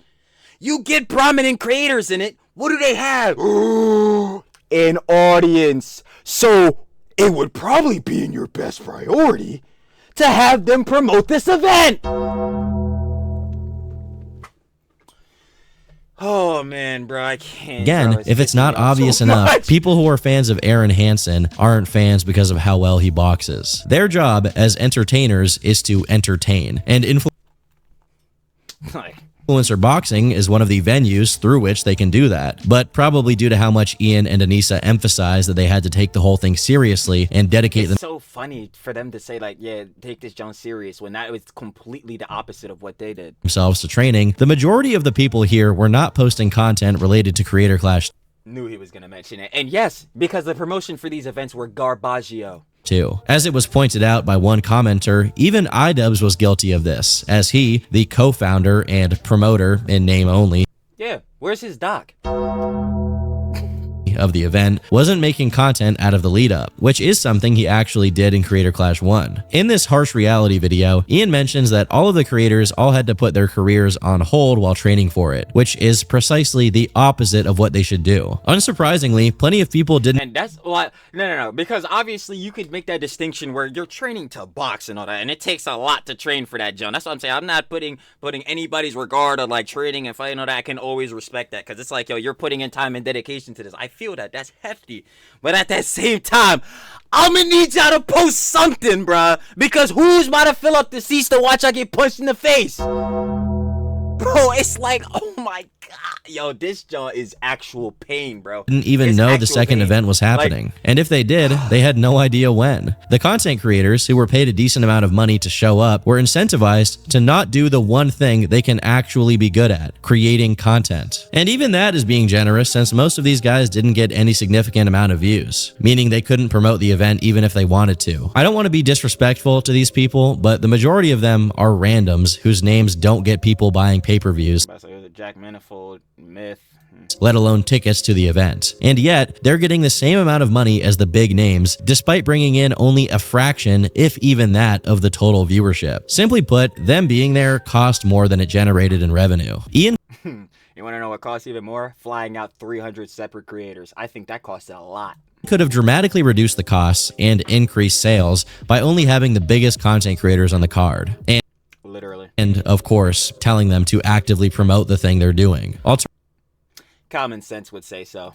Alternatively, if he really wanted to include smaller creators without eating a huge cost, he could do it like the UFC does to prelim fighters. Pay them a small, flat rate for showing up, another small, flat rate for winning, and let them train however they want or not train at all. That way, the rest of the money could have been spent on promoting the event. No matter how much money you turn into ash by giving it to these people for training, it won't change that these are just gimmick fights involving Exactly. Like, yo, again, it's YouTube bulls, streamer bulls, influencer bulls fighting. Like, I'm not expecting this John to be some world class, like, again, like boxing John, bro. But come on, this event could have been ran so much better. And that is just objectively true. Like, untrained people who will look bad in the ring. With this in mind, they should have forewent everything, even weight classes, in order to make it more entertaining. Other companies have proved this is possible, but Creator Clash Boogie versus Wings and Redemption. Yep. deliberately chose not to. If the cost and requirement for having people on the card were cut, I'm sure there would be computer-bound freaks with small Oh no!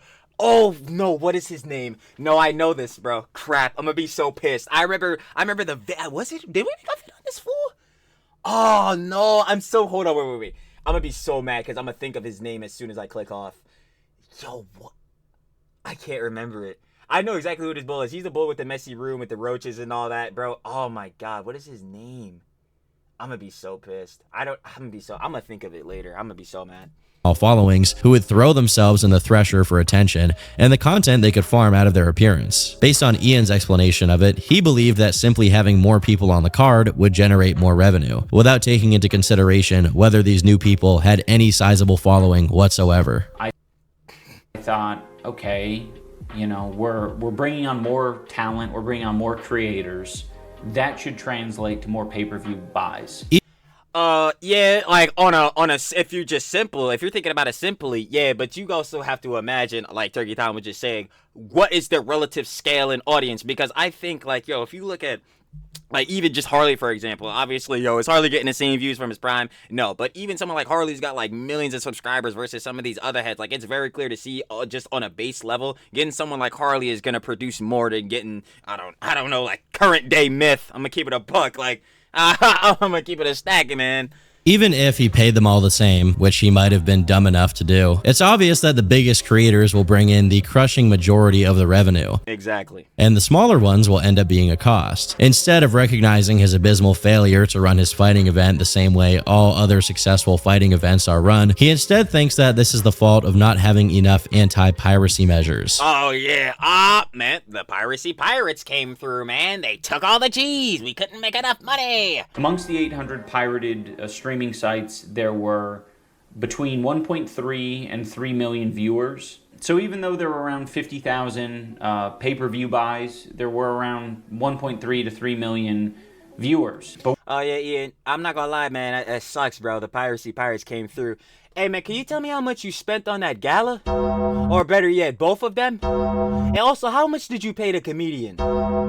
Like, yeah, I don't want to hear this shit. Let's talk about those, like, legitimate, like, actual non-factor expenses that should have never been spent. Let's talk about those. I don't think you want to. But we didn't have any anti-piracy measures we weren't prepared to deal with. I guarantee that if there were really effective anti-piracy measures in place, the people who didn't pay for it wouldn't suddenly cough up the money. Yeah, I was about to say, and even if they did, what's this gonna make you, an extra 10 grand to the 250 bands that you lost? Like, what are we talking about? Just wait for the fights to be released for free on YouTube. To add insult to injury, he remarks that the event was held in an arena that was twice as big as the previous events, as they bought out a hotel and held events both before and after the fight to process the trauma of being in a fight, which he claimed was entirely necessary and not something It wasn't at all. And again, is this the comedian bull? He'd consider not doing. You know, fighters and friends and family could come together and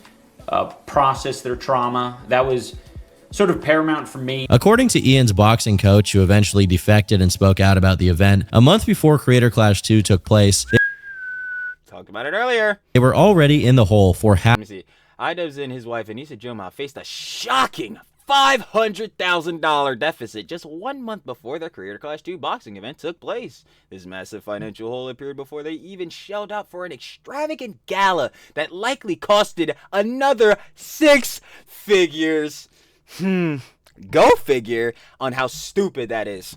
$500,000. And apparently, these costs didn't even include the post-fight gala event, so it's almost impossible to say just how incompetent they actually were. Remember, the whole point of the event, in theory, is to raise money for charities, but it's clearly not as important.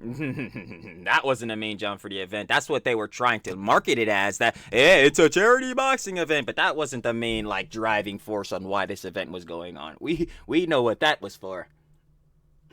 Yoko, how's the clout looking? Is having a whole hotel bought out, so a bunch of content creators, most of whom are doing perfectly fine for themselves financially, can, what, hang out? 20,000. Yes, and they literally said it on that one H3 podcast clip. They wanted to have like a VidCon type of job with a charity aspect, bro. They wanted to throw parties. Oh, I'm sorry, bro. I can't, I fucking hate clout. I really do. And I know that's like stupid and hypocritical coming from Trilly because, yo, duh, nigga, you're a fucking YouTuber, slop-tuber. But how the fuck are you gonna get successful without clout and all this shit? What I mean by that is like, yo, this like feeding for attention. I fucking cannot stand it, bro. I fucking hate it. I cannot do it, bro. It's like, yo, how bad do niggas need validation, bro? This shit is crazy.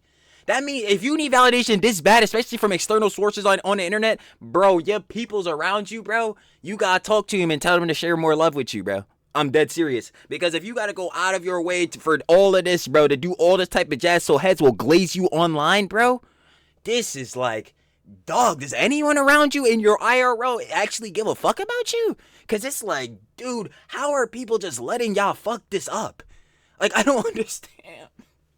It's so dumb. Like, the pain. $1,000 to basically like just be a little bit less in pain after going through all this torment and trauma. The way Ian repeatedly uses words like torment and trauma to describe the boxing matches makes it sound like he has absolutely no business fighting or promoting a fighting event. And because he didn't. He literally came off the John saying, I'm done with this boxing shit. He never wanted to fucking box a day in his life. The only reason he did this shit was because Yoko was feeding for fucking clout. The only way they thought magically to do this was throwing this boxing event, get the galas, the parties, and it flopped on its ass. And now they're dealing with the fallout. Brother, it's so crazy to me. Yo, Ian went through all this John, bro, when he actually was training, because we know a bunch of that training was bullshit, because a whole bunch of different Johns, whether it be Yoko taking him out of the training, messing up the music in the John like we discussed earlier, telling him he's hungry, bro, like taking up his time when she's not gonna box. Like, bro, he never wanted to do this, John, bro. I'm telling y'all straight, he never wanted to be punched in the face or punch another nigga in the face, bro. He didn't want to do none of this, John. He literally is, again, because it sounds like I'm shelving out for Yoko. I mean, I'm shelving out for this nigga or whatever, bro. Putting all the blame on Yoko. No, it's still this nigga's fault, but I need y'all to understand he never wanted a box. Never. He only did this because this was the idea that they had for Yoko to get more fucking clout. This and it's pathetic. Like, given how he lost both of his matches, there's probably some truth to that. The thing is, people don't get paid for how much trauma they underwent. They're supposed to get paid for how much money they bring to the event. And independent of piracy, there was little worth paying the pay-per-view to see. Even in the face of a $250,000 loss, Ian somehow thinks he's doing the moral thing by paying every fighter the amount he paid them. But if they're not making that money back, then he's just doing charity for the fighters. And you mean just like how he's doing now with the 34% that could have went just to charity? Nah, bro, we gonna shove it out to the fighters. And not even to that factor, because again, fighters training, doing a job, whatever. Like, yo, I can totally understand that again.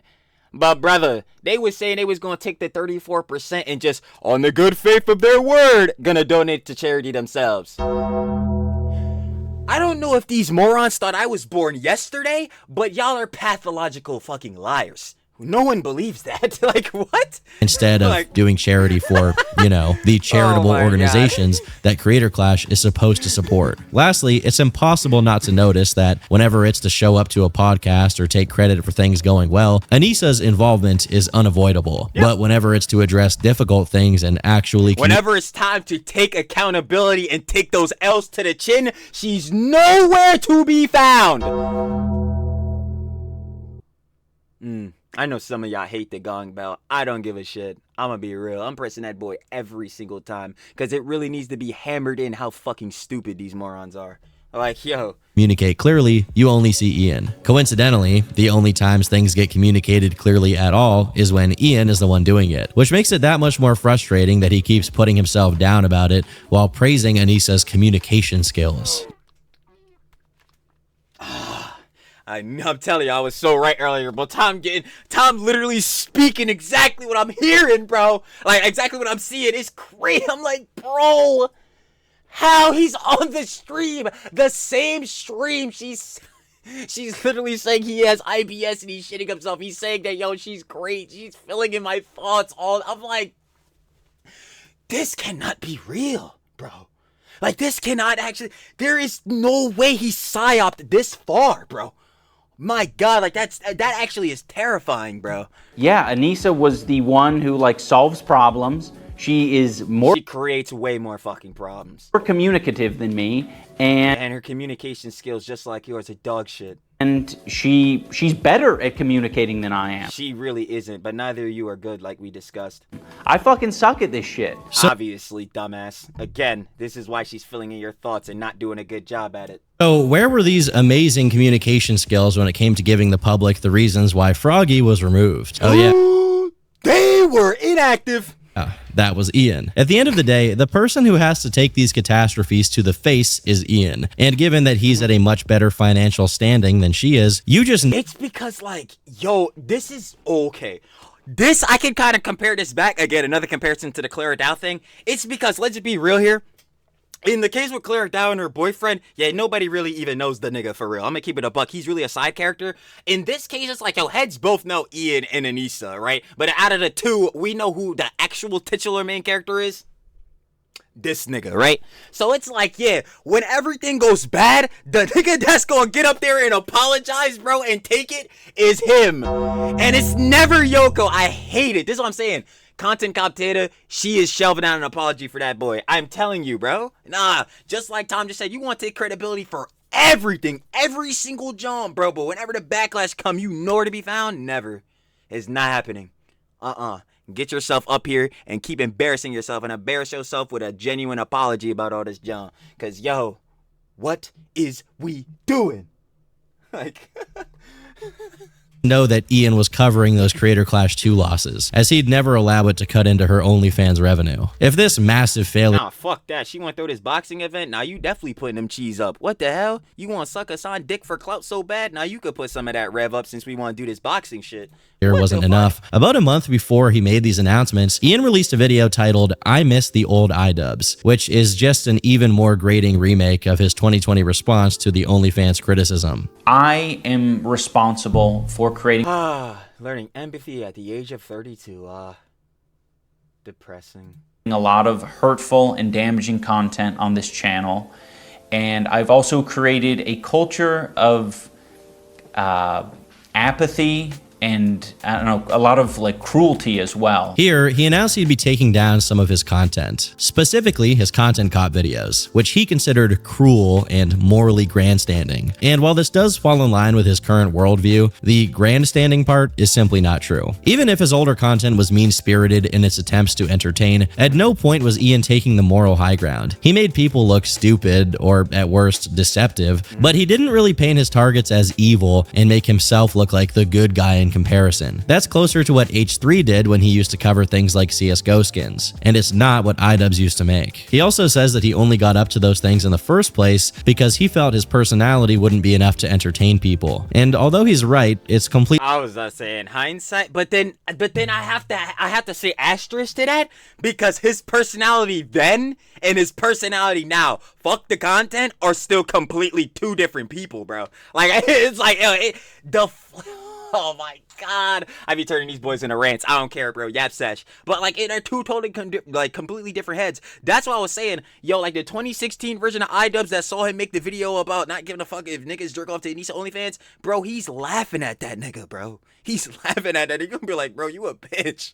Like, bro, I'm trying to tell you. Completely irrelevant. Everyone knows IShowSpeed barks and lunges at his computer screen to entertain his audience. That's not his personality. That's just something he plays up for content. To think that this is somehow a crutch or to have some kind of imposter syndrome about it is on the same level as thinking that WWE is real. Later on in the same video, he starts talking about how important it is for him to open up and let his audience see who he really is. But the thing is, that's just not entertaining. Even the most successful streamers whose entire career hinges on the cult of personality surrounding them need to be doing stuff all the time to entertain their audience. Ultimately, the people yearn for content, not support groups and sensitivity lectures. However, I ain't gonna lie. You already know what it is. If you're a slop enjoyer, the content slop. If that boy's for you like it's for me, you already know. Timestamp sloppy in the comments. Sloppy! We do love it indeed. That's my content. Harsh that may sound. Moments later, he pivots to talking about how bigoted his content was, his responsibility for his entire audience's actions, and how he's ready to begin working toward redeeming himself. And he didn't. I just want to make it clear that I am absolutely responsible for my audience. And, you know, I guess if you want to... You're responsible for your audience if they're doing like if they're, well, yeah, especially your current audience, but all your current audience is Hasan G-Boy, so I already know they doing weird shit.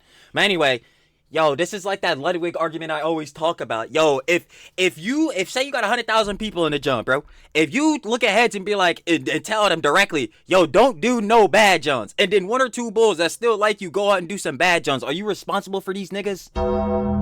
No. But if you're, again, telling your audience to go out like brigade people, go do all this bad shit, then yeah, you're responsible for these niggas. These are the niggas you cultivated. But bro, you're not responsible for like the 3 or 4 niggas or whatever niggas doing the jump, bro. Like what?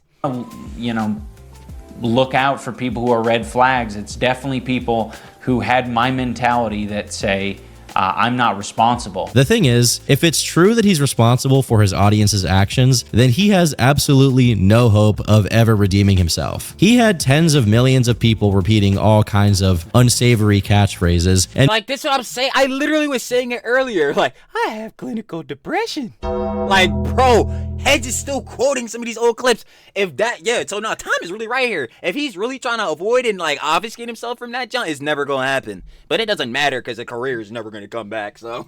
And many of these people didn't even watch his content and just knew him from clips and memes. In order to undo it, he'd have to commit seppuku and light himself on fire like a Tibetan monk. Or alternatively, he could just acknowledge that his content was just that, content. He can claim his intentions were irrelevant all he wants, but at the end of the day, it's clear that he wasn't indoctrinating his audience or sending a message. He was just being offensive for the sake of entertainment. Like, literally to entertain bulls, to make the videos humorous, you know, the shit he lacks now.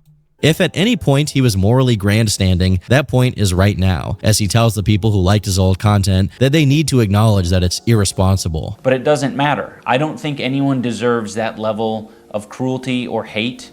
Brother, you said some fucking slurs. Like, fuck, bro. I'm getting tired of shit. And it obviously, like, bro, because some heads, they try to misconstrue your jaws. Oh my god, it's truly justifying slurs. Yo, we literally said earlier, obviously you should not say slurs. Duh, bro. But it's like, brother, like, you taking it to a level. You're acting like, bro, like your videos you created scorched earth. Bro, like, Jesus Christ. You said some offensive Jones, bro. Apologize, keep it pushing, and really grow as a person. You grew into a bitch.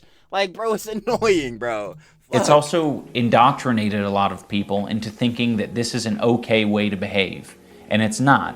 It's super irresponsible. Brother, you can be edgy. Niggas just need to not say slurs and some absolute crazy shit like some of these fucking Hasan G-boys are. Actually, yo, him himself too, bro. Calling niggas Nazis, pedophiles, rapists, all this other shit. Yeah, just don't say slurs, don't say that shit. I think you'll be pretty koosh, my nigga. Like, what the fuck? Responsible. Later on in this video, he remarks that his focus as of late has been to retroactively be more inclusive to marginalized groups he feels that he pushed away during his YouTube career, as if moping and self-flagellating would do anything to change that. Additionally, like, nobody fucking cares about him doing this shit, nigga. All they wanted you to do was keep making good vids. They didn't even have to be the content cops. Bro, like, fuck. Like, it is so annoying. It's not as if he's doing this out of selflessness either. He's clearly doing it because it personally bothers him that his online following keeps giving him and Anissa crap, and he's desperate to secure himself a comfy place in the outskirts of BreadTube, much like H3 had done when he cozied up to Hasan. To add a cherry on top, Ian That's fair. I'll give you that. claims that his newfound worldview is the result of him developing empathy, which is about as delusional as it gets. Not only does that imply that anyone who disagrees with Cameron? him lacks empathy, it's interesting that all of his descriptions of his feeling empathy sound more like guilt, although for him, those two things may be indistinguishable. I was about to say, for him, it's probably just the same thing. A couple of months after this dark episode, Ian goes for a quick second round of public humiliation as he joins with Francesca Ramsey to be educated. Oh yeah, I was talking about this in the video yesterday. I'm like, bro, I'm sorry, like, yo, I don't know why he's self-flagellating himself for that. Like, bro, it's just dumb, bro. And then he was like trying to apologize for making the content cop on Jinx, not because like, oh, like he was saying crazy, like super crazy Jones on him or whatever, he was going too wild. It was because like, yo, he was saying Jones and Jinx was black. I'm like, bro, this is the dumbest John, bro. The main part of the video was showing how Jinx makes terrible ass reaction videos and shit. He's reaction to fucking my name is Jeff Vine comps, bro. Like niggas weren't even worried about him being black. It's the content was dog shit. Like, oh my, yo. Honestly, these are the only people who get impressed by what Ian is doing. Activists, whose entire life revolve around policing this kind of behavior. The average black person... And I'm gonna be real with you, my nigga, I don't have time for that shit. I don't need a nigga telling me in my ear every fucking day how I need to act online or act in real life and shit. Like, bro, my nigga, that is the moral grandstanding. No, you need to be like this and you'll be the good. Like, bro, fuck off, bro. Like, dead ass. Niggas gonna try not to do bad, obviously. Every human is flawed, bro. Everybody gonna make mistakes. That's just what it is. Nobody's perfect. But gang, I'm not about to be going around having heads self-policing me, bro. Watch out. Like, bro, go self-police yourself, bro. Like, Jesus Christ. Most likely doesn't care either way about what the gay retard guy has been getting up to lately. It's at this point that Ian became such low-hanging fruit that even Sam Hyde completely backed away from targeting him. Ironically, one of the people Ian specifically apologized to, Tana Mojo, would also go on to address the recent developments. Like, you know, him showing up to my show, him kind of putting me on blast, him inevitably making me kind of canceled and lose subscribers and have to apologize and all that type of stuff. I kind of think I like deserved that. I don't feel like I'm owed an apology. Another previous victim of IDubbbz who came out of the woodwork was none other than the most high-profile Leafy is here. content cop target, Leafy, who made tweets mocking him and suggesting that the two fight in Creator Clash 3. The thing is, no matter how much people have dunked on Ian, no one, and I mean no one, did more damage to Ian than himself. Well, Yeah, nah. See, this is where I start arguing, because yes, I would agree. At the end of the day, I'm gonna keep saying, bro, we can't just obfuscate and take all the blame off of Ian because of the demon, Yoko, right? Because it's still himself just willingly letting this all happen. But, yo, dang, this John, I'm not even gonna lie, bro. This John gonna sound totally biased, but can we keep it a whole stack? Let's say Ian never ever interacted with Anissa ever in his life.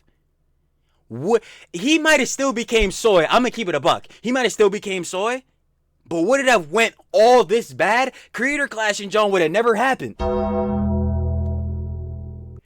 I don't know. Questions. Timestamp that for sure. I definitely want to see what you have to say about that. If Ian never interacted with Yoko ever, what would his life would have turned out like? Do you think it would have still went all like this bad in a bad direction? Or maybe it would have still like obviously still been bad in a way that like wasn't as bad as this? Do you think he would have been good still in his prime?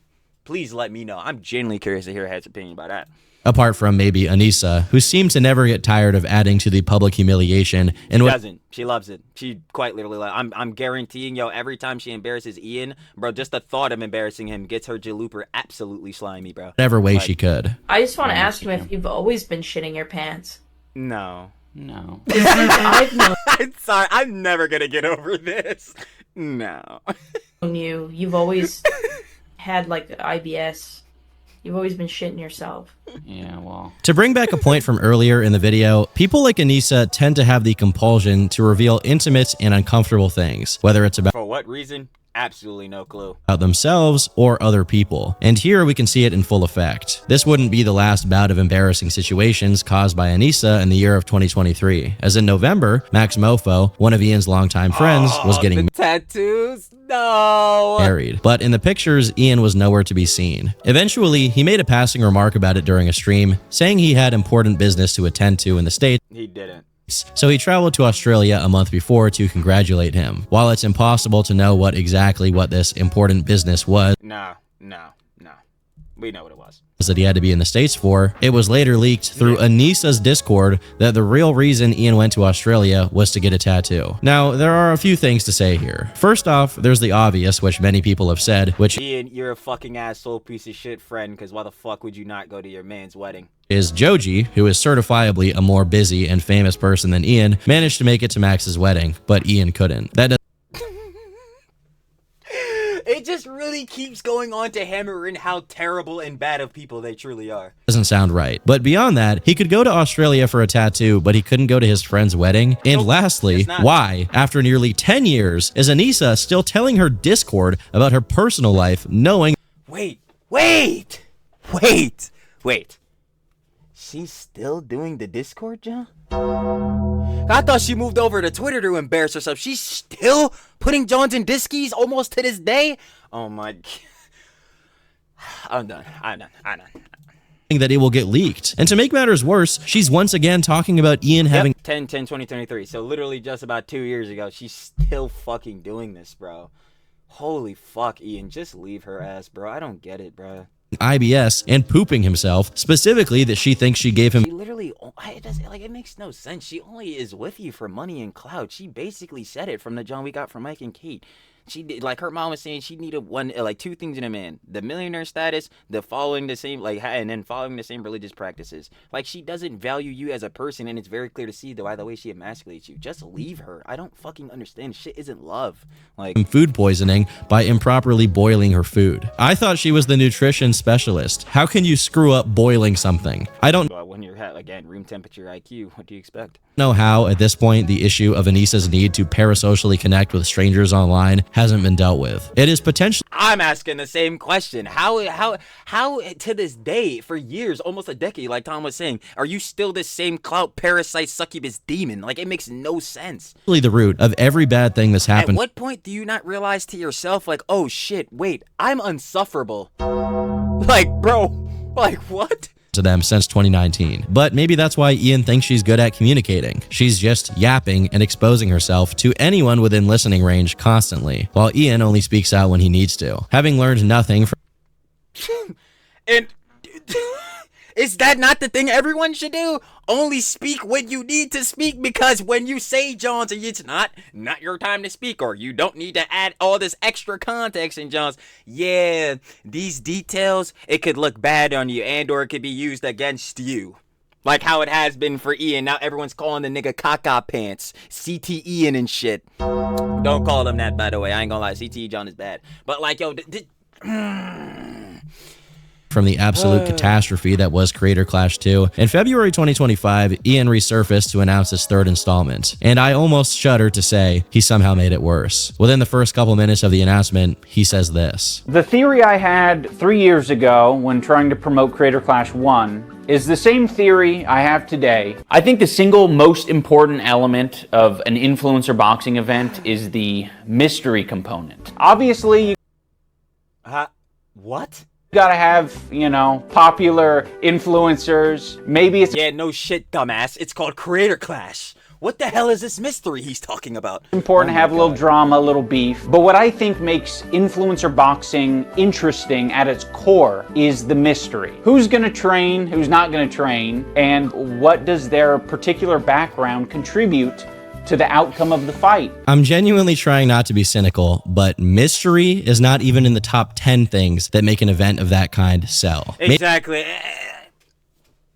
Yo, I'm trying to tell y'all, bro, I'm not even playing. If him and Yoko are rage baiting deliberately, I fall for it every time, bro. Like, every time they talk, piss me off. In a charity boxing event, the most important thing is mystery. Totally not donating to charity. Oh my god. Y'all mad children, bro. Y'all actually kids, bro. It's crazy. Like, maybe if you stretch the definition of the word to include anything that's even remotely unpredictable, but otherwise, people mostly dish out their money for... It cannot be possible for him to be pushing 40 and to be this freaking stupid. Like, oh my god, things bro. They know they want. The mystery of whether some Minecraft YouTuber is going to train or not for his fight is not a very interesting one. You could get a lot... I'm gonna keep it a buck. Keep it a buck. I got nothing against Tubbo and Sapnap, but I don't give a fuck about these niggas training. What the fuck mystery do I care? What? Oh my god. Yeah, this is why all of this happened, because we're dealing with two morons who don't know what they're doing at all. More butts in seats by giving people exactly what they expect. Like, if you put a rage bait streamer like Jack Doherty in the ring to get his face blown to smithereens by I will give you premium money to see that shit. I promise you. Featherweight boxer jacked up on steroids. I guarantee there would be plenty of people splurging hand over fist. Bro, I'll give you the money right now. Say the word, Jack Doherty, in a boxing ring. Say the word. I'm getting front row for that. Partly, that's why people engage with boxing events involving Logan and Jake Paul. It's not that everyone is necessarily invested in their abilities as fighters. Nigga, I don't give a fuck how good Logan can box, bro. I just want to see the nigga get slid like he did. Yo, fucking Floyd had him sleep on his shoulder for 2 seconds, boy. The nigga was knocked. Like, bro, what? Of course I don't give a fuck about Logan's technique and shit. Like, a lot of the time, they just want to see those guys get beat up. I'm gonna keep it a whole stack, bro. Call the nigga a dick eater, all this shit, bro. I'm not gonna lie, I do want to see Logan get slid, bro. I'm not gonna lie, I didn't forget about Crypto Zoo and shit. Like, bro, let's be for real. Like, even if they end up winning a match, it's worth it to see them getting some punishment. After opening the video on this buffoonery, Ian moves on to say that his efforts to put together a documentary about Creator Clash and promote the events have failed, and that he's now considering bugging the fighters more, which he hates doing. It really shows Ian is still not taking the time to see how other fighting promotions operate, because it's so sad, because he himself literally says, we went to the Jake Paul boxing event and saw how many influencers there, yet In no way could you try to replicate that. Well, you did try, but in no way could you successfully try to replicate that. As that's pretty much the only way a fight gets promoted, by the fighters themselves. I guarantee the crushing majority of people can't even name the big 4 boxing organizations, but they all know who Mike Tyson is. Maybe you Sure do. know who Dana White is, but you're much more likely to know who Conor McGregor is. Absolutely. But who the fuck is that guy?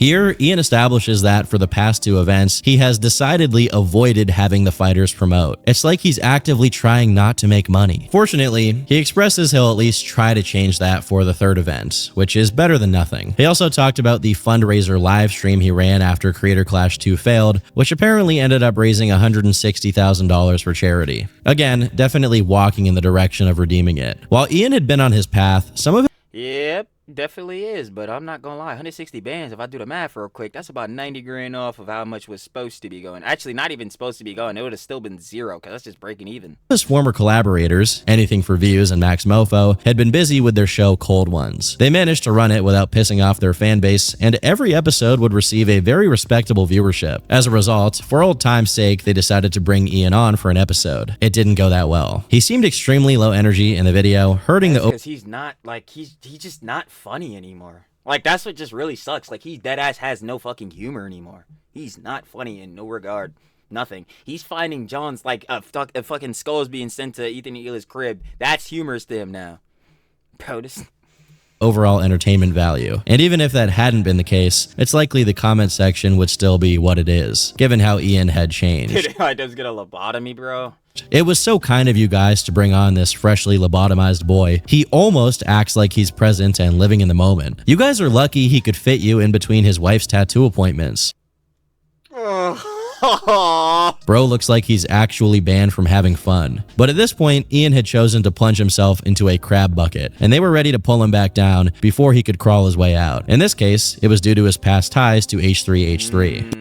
Now we're getting to more of the current Jones, too. Ethan and IDubbbz were previously friends, being a part Or maybe not. The backstory. of 2016 YouTube culture with others like Anything for Views, Max Mofo, and of course, Filthy Frank. They would all collaborate a few times, but Ian and Ethan actually lived in the same state, making it pretty easy to get together and throw together a banger. And I do mean banger. They would do vlogs, a food review parody, they went shooting. It felt like they were genuine friends that got along. To this day, the second most viewed video on the H3 channel is them sitting in Ethan's house making fun of Logan Paul. But oh, yeah, because he lied about being colorblind. I remember that. since then, things have changed quite a bit. Ethan quit his main channel in favor of podcasting and has had his own series of controversies, many of which I've already made videos on. But perhaps the greatest would come from his ties to Hasan Piker. Mr. Hamas Diddy Osama bin Laden, baby oil Houthi Piker. Yep. I'd say that's about accurate, you know, the fallout from Leftovers.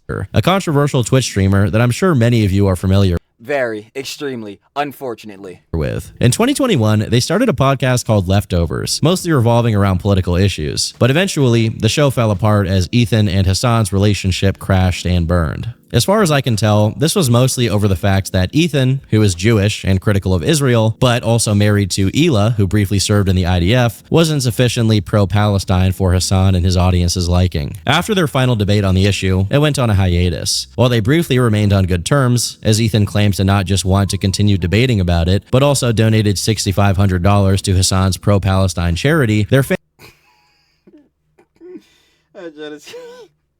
I didn't even know about this, John. I did not even know about this. Ethan donated $6,500 for a charity that Hasan was doing for Palestine, and then now to this day, he's saying Ethan trying to deplatform pro-Palestinian creators. It's just so funny at this point, bro. I can't. fan base was largely behind further inflaming the discussion. Over the course of months, Hasan's fan base grew increasingly cynical and negative toward not only Ethan, but also specifically his wife, Ela, who used to be an IDF soldier. Meanwhile, Ethan's own audience defended Yeah, I mean, a good amount of them are calling her a terrorist baby killer, so, you know, I think they not feeling her, which... him, reiterating his overall support for Palestine to counter-signal any accusations that he was a staunch Zionist. Eventually, this back and forth between their respective fan bases evolved into a back and forth between them, as Ethan began perceiving some people in Hasan's orbit as anti-Semitic and assumed Hasan either didn't mind or actively agreed with them. Ultimately, the brunt of their problems with each other are political, but you can basically summarize it by their positions. Ethan was left-leaning, but Hasan was a lot more left-in. Nah. Hasan is an extreme radical leftist. Like it is just stamped in. This nigga is praising fucking terrorists. And so was his fan base. And Ethan claims that only after cozying up to them did he realize the situation he had put himself in, having a large amount of his fan base be more radical. A few months after doing a stream addressing his problems with Hasan and like, funny enough, and I wasn't even thinking about this, but like, yeah, the leftover situation is a perfect example of this shit on why I would say, yeah, probably not the best thing to collaborate with Hasan. And yet, let's be honest here, we love Ethan, but Ethan learned this bullshit the hard way. I ain't gonna lie, fuck that. See, that's what I'm saying. I don't give a fuck if the Hasan G-boys come in my comments. I'm ignoring you niggas. You niggas are fucking hilarious, bro. You niggas love pole more than you actually fucking love just being yourself. It's crazy works. But god damn. Like, you really truly gain nothing from this nigga Hasan. his community. Ethan posted his content nuke on Hasan at the tail end of January 2025. Of course, this was not taken kindly by Hasan's fanbase, and about a month later, Ethan returned to announce that, most likely in response to the content nuke, someone called CPS on Ethan and his family, trying to get his kids taken away from him, claiming that their kids were crawling around in and eating dog feces. In his video, yeah, no one knows directly who was the person, but I'm gonna tell you right now, in my personal opinion, I still think it was you snark niggas. It was you snark niggas. Like, bro, who the fuck else was gonna do this shit? It was you snark niggas. Ethan shows a clip of these claims being made by YouTuber Bad Empanada. While Where are they at? Yep. Expo's #1 customer. Damn, hold on. I'm not even trying to move my camera over. I know you just fiending for them bad boys, huh? Fucking troglodyte ass nigga. Anyway. Twitch streamer Denims, someone closely Cell phone queen. associated with Hasan, who shares much of her viewership with him, reacted and commented on the story. He lets his dogs shit all Waiting room, by the way. over his mansion, and he just leaves the shit on the floor, something that is probably related to the fact that his former housekeeper is suing him for a number of different reasons. So I would assume he doesn't actually have a housekeeper anymore, or perhaps he lost his extra housekeeper. So now the house is just like covered in dog shit. And he has kids, and his kids like crawl into the dog shit, and God forbid, I don't know what they do with it. This shit was so funny, bro. Because Denims was trying to debunk this shit, saying like, yo, bro, this edited version of the chat, and bro, like this John, bro, it wasn't even all the messages in chat. Denims, no one gives a fuck. If these type of Jones was going on in your chat and you're not critical against this, especially on the factor you have no proof, you're a dumbass. You're just letting this shit propagate. Like, it is, oh my god, I feel like a toddler could outbox these niggas in debunks. I really feel like, yo, if I got my baby cousin up here, he'd probably boxing her in a debate. Like, this I don't know if they crazy, eat bro. it, or if it's just from like contact with it with their hands or something, but they contracted a parasite that I had previously never heard. Hold on. I'm telling you, I love the gestures, bro. It's my favorite. Wait, it's my favorite. Hold on, I'm ethereal level hater. I don't care. Hands or something, but they contracted a parasite that I had previously never heard of in my life called Giardia from the dog shit that is all over his house. Dude, how is it that like maybe once a week I look into what Ethan Klein's been up to, and every time I manage to find more and more terrible shit. You know what's so funny? Denims, every day I'm checking up on you, it seems as though that lawsuit hitting you pretty hard every fucking day, as well as the factor I'm seeing bad shit happening from you and to you on the factor of you getting the genuine criticism you deserve every single day too. This is where Ethan tells a story about his family getting Giardia. We already have mold Mondays. Now we have shit Saturdays. Also, this is not a joking matter, by the way. It can be very severe and deadly to small children.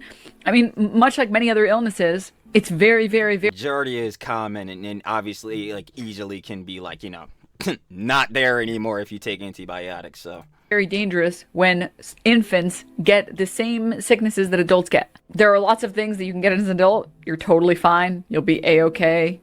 No problem. A child, a small infant that has no immune system, shouldn't be catching anything. While she begins by asking if it's true, and doesn't at any point formally endorse those statements, she proceeds to react to them as if they were, leading much of her chat to follow along. And this is what I like to call the plausible deniability, because it's like, yo, you're not saying expressly yourself, but you're platforming and propagating someone. Also, you're not critical against your chat, which is basically you just saying you allow this, like you're allowing this to go on. You're not being critical, as we said. So either you agree, or you're not trying to say you're not trying to agree.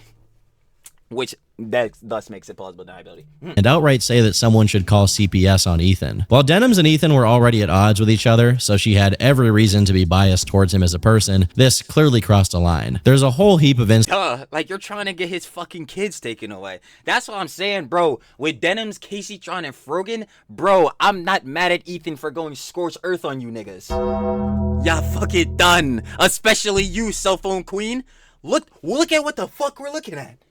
Did your ass think it was about to be sweet? That shit is hilarious, bro. Come on, man. insults you can throw at a person that don't imply they're committing crimes against kids and putting their lives in danger. Sure, she never told anyone to go call CPS on Ethan, but she did platform someone clearly making those claims. Exactly. Also, do you see these niggas in the chat? Is she telling any of these niggas not to say this or asking for proof in any of this shit? She's not. Suggested that they were credible and expressed little to no skepticism about it. To call this irresponsible would be an understatement. No, it's just pure blatant dumbassery.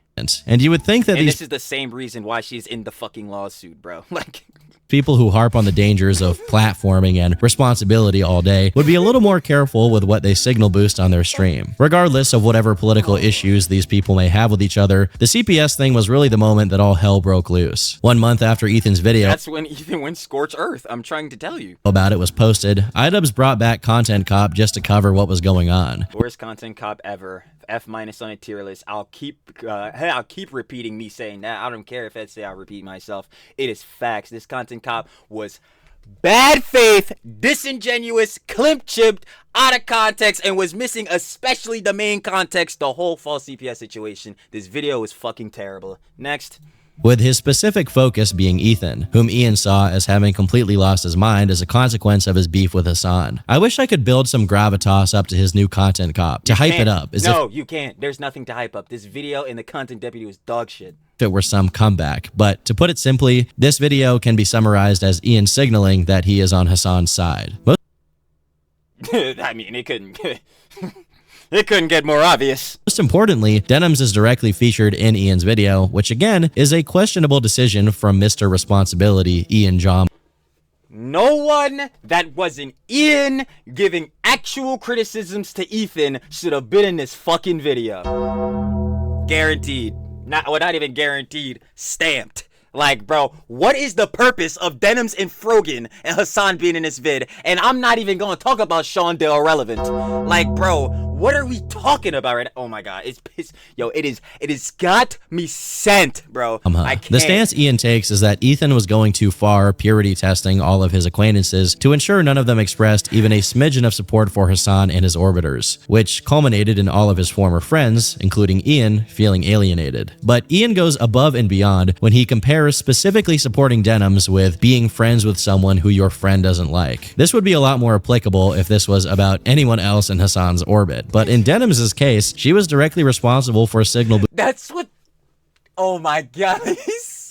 Yo, he is so stupid on levels untold to humanity. Because he had the nerve in the Jones to be like, yeah, man, I pretty much consider, Ethan and Hila, y'all on the same level as I consider Denims. Yo, he's an actual moron. He's actually stupid. Like, boosting claims that Ethan was being criminally negligent to his children, shit, bro. and seemingly no one took issue or expressed any problems with it. In his video, Ian severely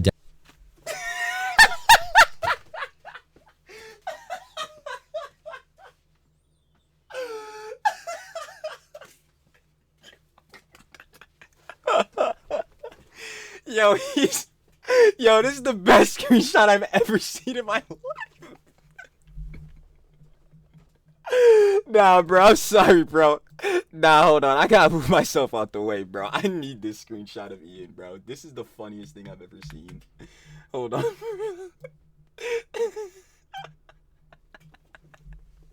But yeah, no, this was directly what I was just talking about. Yeah, like, he's actually turbo stupid on a whole different level. downplays it, saying this. People can have crash out moments. People can say things that they don't mean. People can say things because they want internet clout and attention. I don't know, I think they're both probably guilty of saying things that they don't mean for internet clout and attention. Right now, one's a little bit more fucking nasty to me Yeah, because you're so gracious to a person that was completely nasty to them, dumbass. It's like, bro, it's like a cycle. It's like, it's so crazy. It is so crazy, bro.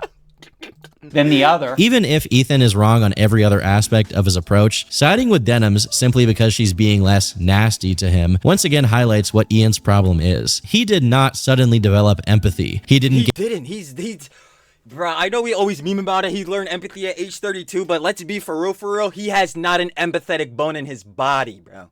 He's a slimy rat bastard. Like, let's keep it a buck, bro. Like, get ruined by Anissa. He hasn't changed at all. In fact, he remains as he's always been, negligent, pursuing short-term convenience just as long as he maintains a hugbox community who will justify his behavior. Concrete proof of this is that you can watch Ian's whole video, and despite Denims appearing in it, there's no mention of the CPS incident. not once. That's what I said earlier. Not one single time. He'll mention it in the content deputy, but the main content cop, no, boy. No. Which is what Ethan pointed out in his response, almost as if he was avoiding talking about a topic which would absolutely make one of the breadtube streamers he was cozying up to look really bad. When Ian— This is what I'm saying, bro, and especially on his front. It's like, okay, yo, this person did this job with the whole false CPS John, and you're supporting them. It's gonna look blatantly bad to anyone with 2 brain cells. Like, yo. fired back with the H3 content deputy. Oh, He boy. claimed that That video Ethan's was even worse. paranoia and lack of diligence with his claims He quite literally fucked up the timeline in his video. made the situation much worse than it had to be, and alienated people who would have supported him during the CPS thing. However, at the same time, Ian remained steadfast in his defense of Denims, reinforcing that she never actively told anyone to call CPS. While that's technically true, Okay, yeah, the words never came. Oh my god, this is that same. Here we go, bro. Did Denims say directly, yo, we need to call CPS on Ethan to take his kids away? No, she did not. No, she didn't. We understand this. But why was she platforming and propagating bad empanada who was basically doing this John, right? And then again, when her chat comes in is saying crazy John like, bro, someone needs to unironically call CPS. She is not critical against this. And also to that factor, yo, you're watching bad empanada. Where the fuck is that nigga's proof? So how are you looking at the shit he's doing as credible? No, it's very clear to see you're playing into a bias. Like, she's done. Bye. You're done. This is why you're getting cooked in the lawsuit. true, it's clear that her signal boost of bad empanada's claims was furthering a narrative that could have easily been the cause of the CPS call. Of course. Duh. Even if she had nothing to do with it personally. In probably the most revolting section of Ian's video, he suggests that it was Ethan and Hila's own fault that CPS was called, as they had discussed how their dogs had parasites that caused them to suffer. Yeah, because he was saying, he's like, Hila, I know you don't want to take accountability for anything. Yeah, because Hila's want to take accountability for the event you and your succubus wife, again, fucked up.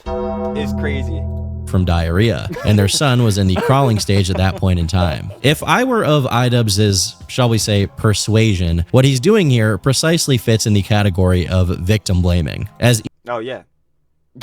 Yeah, that would make sense. Ian is claiming that if he didn't want anyone calling CPS, he shouldn't be talking about his dogs having diarrhea. This is, at best, a dishonest way to sidestep the issue, that there was definitely some degree of malice behind Denims. And that's a whole nother thing, too. Like, yo, I'm pretty sure this was a thing that Ethan had said. Like, yo, Ethan just, like, likes talking about his life and all that type of jazz. Now, you could also argue that when him doing that, it gives people the opportunity to say Jaws and have this stuff happen. And yeah, obviously, we can clearly see that with the situation. But there's also that factor to where, yeah, you don't expect crazy niggas on the internet to call CPS and try to take your kids away. Like, you really don't be expecting that much. Now, in Ethan's case, we know, obviously, he's been getting backlash for a minute. So, like, maybe on that factor still for him. But, yo, anyway, like, Ethan likes talking about his life and all that. So, yeah, maybe he overshared. I'm going to keep it a buck. Maybe he overshared on this John, which obviously it got misconstrued and all this stuff happened. But, like, brother, that if he wants to do that, he can do that. It's his fucking show. Like, I don't, bro, it's...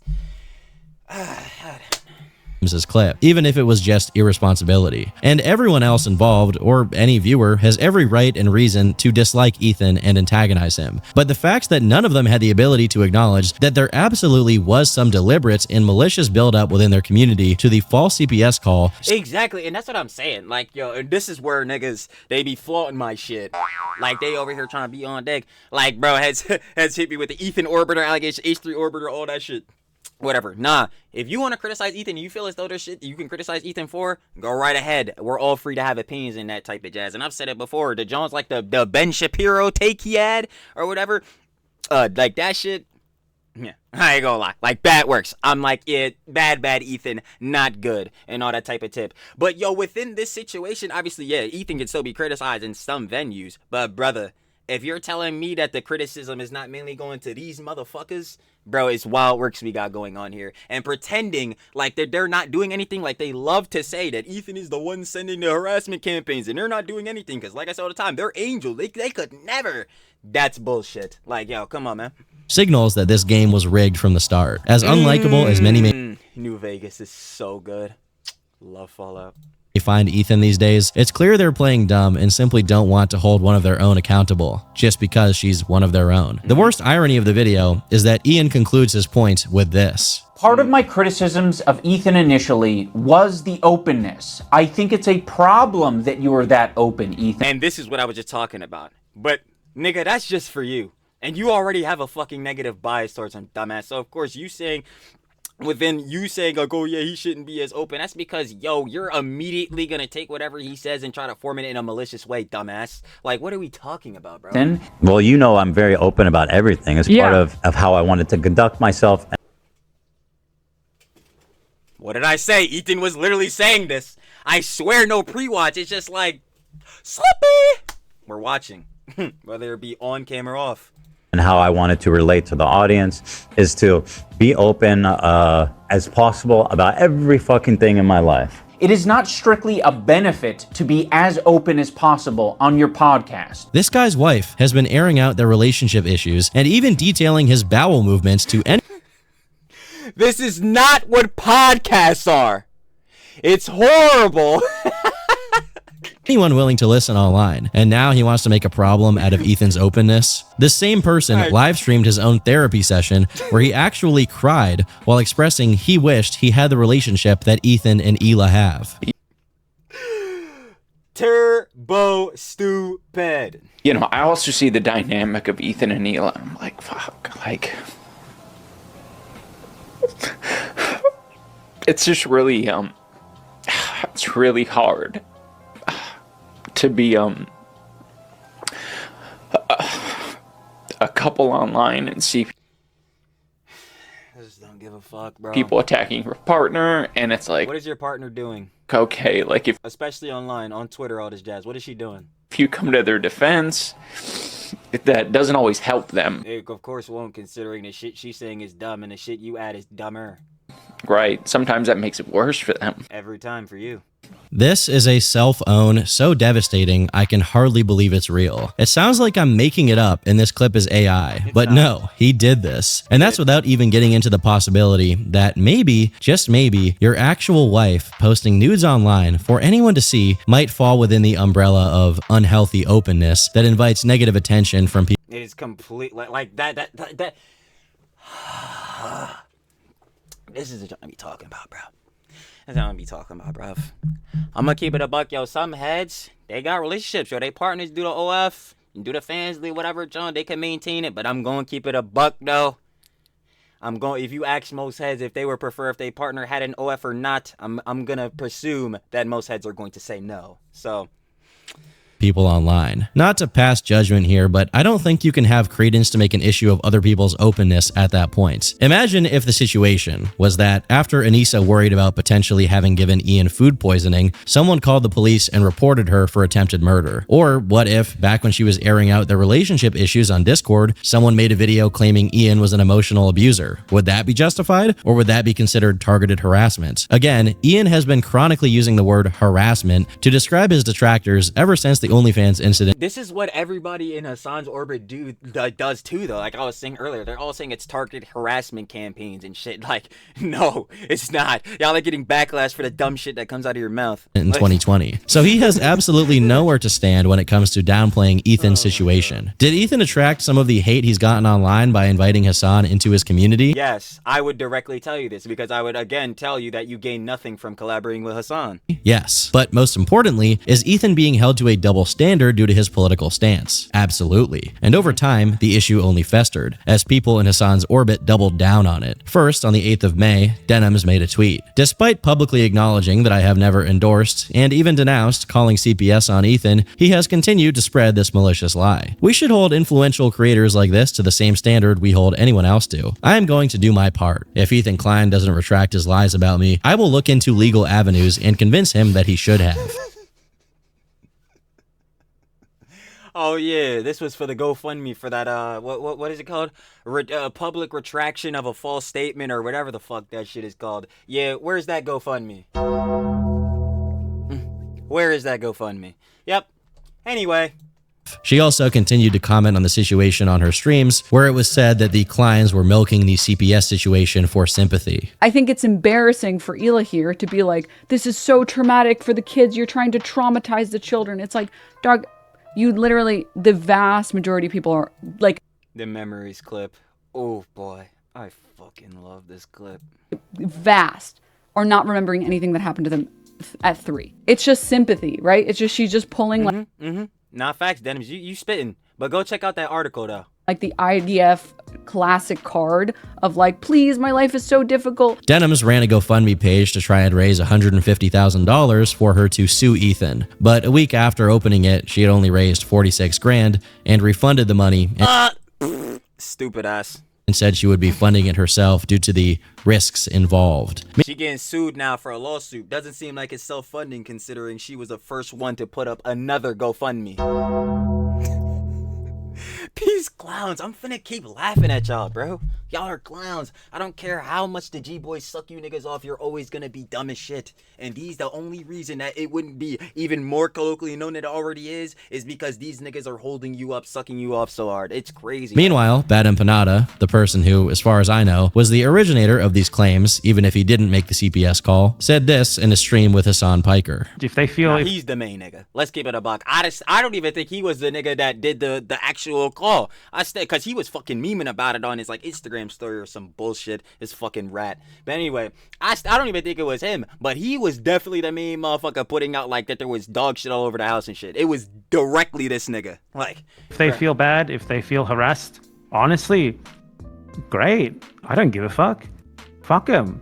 Fuck each and every one of them. We need to be mean to these guys. We need to be assholes. They deserve it. A little while later, Bad Empanada posted a video of himself pretending to There you go. Yep. call CPS on Ethan, which was reacted to by Denims, who played along and sarcastically condemned the joke. For the record, I've criticized Ethan Klein many times in the past, and I may do it again in the future, but it is quite annoying to see these people go from sanctimonious sensitivity police to edgelords at the drop of because these fools are the best at the victim complex cry bullying, John, bro. All you gotta do is put Yoko and SJWs in there, and we have the victim complex Avengers. The hat, just as long as it's about antagonizing someone they disagree with. SJWs is right here. We just need Yoko. That's it. Oh yeah, put us on here too. Fortunately for Ian, he was only associating himself with people who do the tolerable kind of attacking others online. Since what remained of his fan base all shared his ideology, his online presence was unaffected by this entire situation. What it wasn't affected by was that, before it could even materialize, Creator Clash 3 fell apart. Or at least, Ian's involvement in it did. For context, most likely due to the Jamha's continued association with the event and their continued infamy and this stigma around the event was already preconceived as bad. Because, yeah,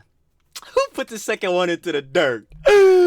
involvement in online drama, people had already been dropping like flies for a while. All the way back in March, there were claims of people who attempted to refund their purchase of digital pre-orders and were having trouble doing so. But as the beef between Ian and H3 erupted in late April, Lena Ayad, the executive assistant of the Yep. Lena, bruh. It's so crazy, bruh. They didn't even reimburse Lena the $12K. Yo, Ethan paid that jump back. So, yo, shout out Like, yo, literally, again, this was another thing I keep bringing up, too, with the optics of dropping the Content Cop H3. Yo, they dropped it live while, like, you know, the pod was going on, and then when Alina had seen that, John, it made her have a panic attack. She had to hit the bathroom. Like, bro, Ian, you're such an idiot, bro. Like, you don't even understand how stupid you are. H3 I don't even know if you can podcast, who was comprehend how slated to stupid fight he in the third installment of Creator Clash, dropped out of the event. Apparently, this was due to it being demanded of her that she promote the event, which would directly benefit Ian, with whom she was at odds with as It's like now you want niggas to promote the event. Like, y'all niggas are rats, bro. Oh my god. consequence of his content cop. Clearly, the problem was Ian and his involvement in online drama. Ironically, the reason Ian pushed Sam and Froggy Fresh away from the event was fear that they would hurt its reputation, only for Ian to do it I himself. was about to say, he's the nigga who hurt it the most, though. Anyway, a couple of days later, the official Creator Clash 3 Twitter account notified that Ian and Anissa had fully stepped away from Creator Clash, relinquishing their own. They didn't step away without some of the profits, huh? ownership of the event altogether. In this announcement, along with Lena, it was mentioned that Harley Morenstein, one of the most high-profile fighters in the event, Harley said, nah, I'm out. These niggas lied, bro. They were saying that everybody was cool with the content cop. It ain't peas. and a pretty decent boxer, also stepped away due to Ian's crash out and his association with Hasan. I saw a clip of Hasan, and I knew they were going to be doing a fundraiser with him, but he was like, oh yeah, if you've ever said anything positive about Israel, you shouldn't be allowed to even be a dog catcher. You should be treated like a dog walker or whatever, like a neo-Nazi. And I was like, hey, my family and friends and my community, that's so crazy. All of them? I don't know. But then like the conversation was really political, and because like I don't know if you guys caught the official Creator Clash fundraiser. No. They just did one with like Hasan, and it was him reacting to this video that Ethan made about him. So content nuke Hasan Piker. That video raised $200,000 for charity. Hasan didn't do shit, and for damn sure Ian and Anissa didn't raise that shit. I'll be damned, bro. That shit was all on Ethan's vid, bro. Let's keep it a buck. So they're just like talking a lot about like the Houthis and Hezbollah and Hamas, and like, was there rapes and like it's just all this, and I'm like, what's all casual Mr. Forensics, or it didn't happen, Piker. What's up with the boxing though? Of course, as other fighters stepped away, the refund request spiked to the point where the management made an exception to its refund policy to accommodate it. The rest of May went by uneventfully for Creator Clash, until on the 29th, they posted a video on the official channel announcing Let's talk about Creator Clash. That the new owners of the event were Elena Pierce and Aaron Hansen, who were already technically involved in the event's ownership since they co-owned Real Good Touring, with whom the Jamhas were partnered since the very beginning. And that's what I'm saying. So when I was saying that earlier, because this is something that Pope Dior had pointed out too, it's like, yo,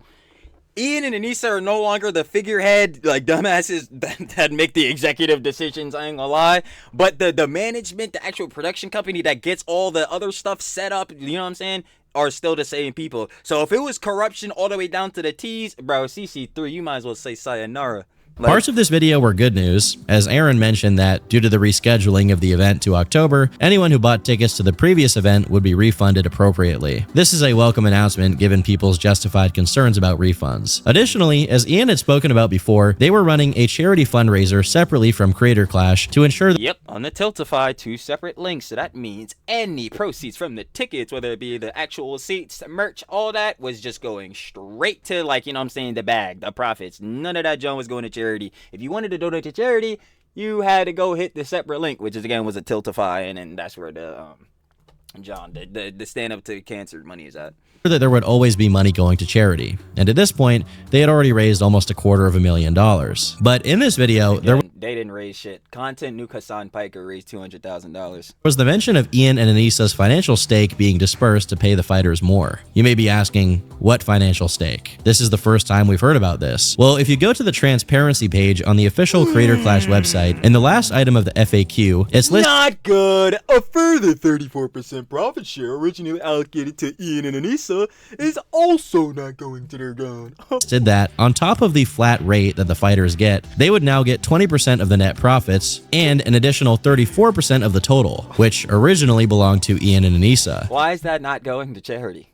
Like, Why is that not going to charity? This sent shockwaves through the internet, as people understood this to mean that Ian and Anissa were always taking over a third of the money for themselves from the previous events, including the one which failed to raise money for charity. Immediately, Ian took to Reddit and Twitter to explain himself, claiming that this 34% cut was not present in any of the previous events, and would only apply to Creator Clash 3. Although I know it definitely wasn't for 2, because what profit share could they take? Never materialized since the event hasn't happened yet. First off, I'd like to once again remark that it's always Ian that pops his head up to take the damage to his reputation. Of course, because again, one, he loves the humiliation rituals, he loves being emasculated, but it's also because Yoko's ego is too high for her to actually take accountability for the dumb shit that comes out of her mouth.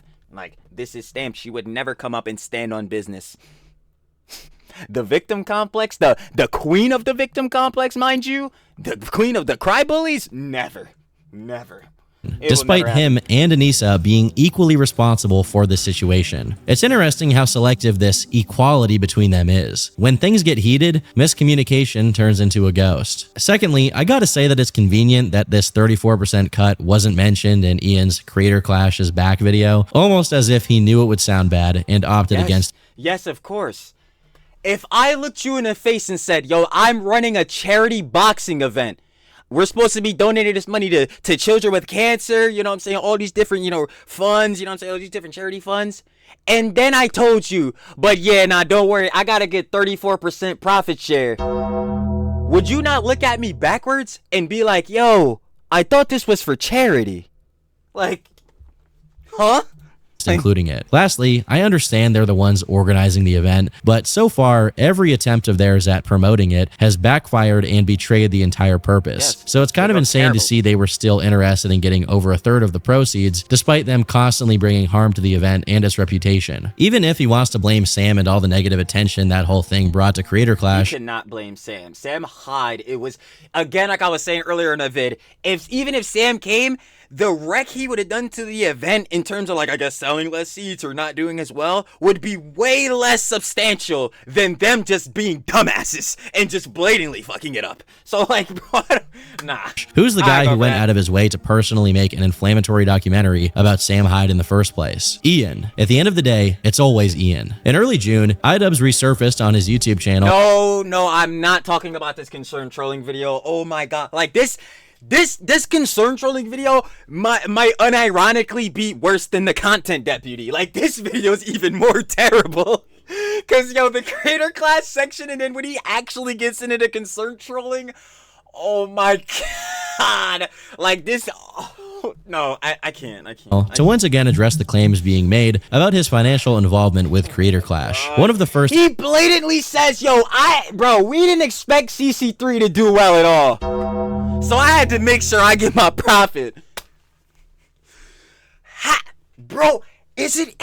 It is. It's possible to be this stupid. We're seeing it. Issues he covers are the gala events from previous Creator Clash events, which he claims he believed helped promote the events, as it got a bunch of content creators together in one place. So he assumed those content creators in one place gained you no extra audience in the crowd.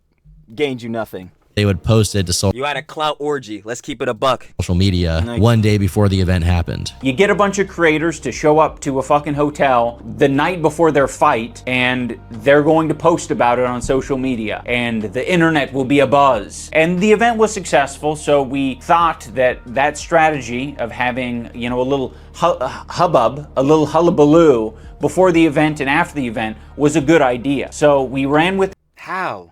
I don't understand how that's a good idea when the main thing is to sell tickets to the boxing event. How would any nigga that isn't at the gala give a fuck about that? That literally doesn't compute on any level. Like, on any. Yo, bro, we throw the lavish parties. Hey, man, some of these heads here that aren't fighting at all, that literally have no point in being here, they may post about it. Maybe some extra heads will come through. No. Like, bro.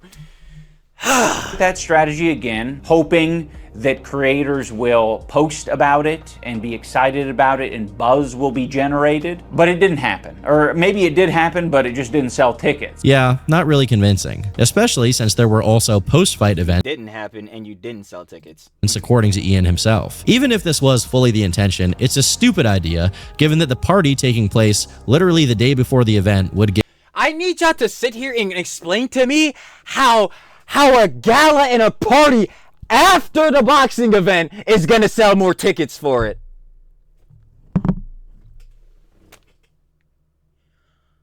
I can't even.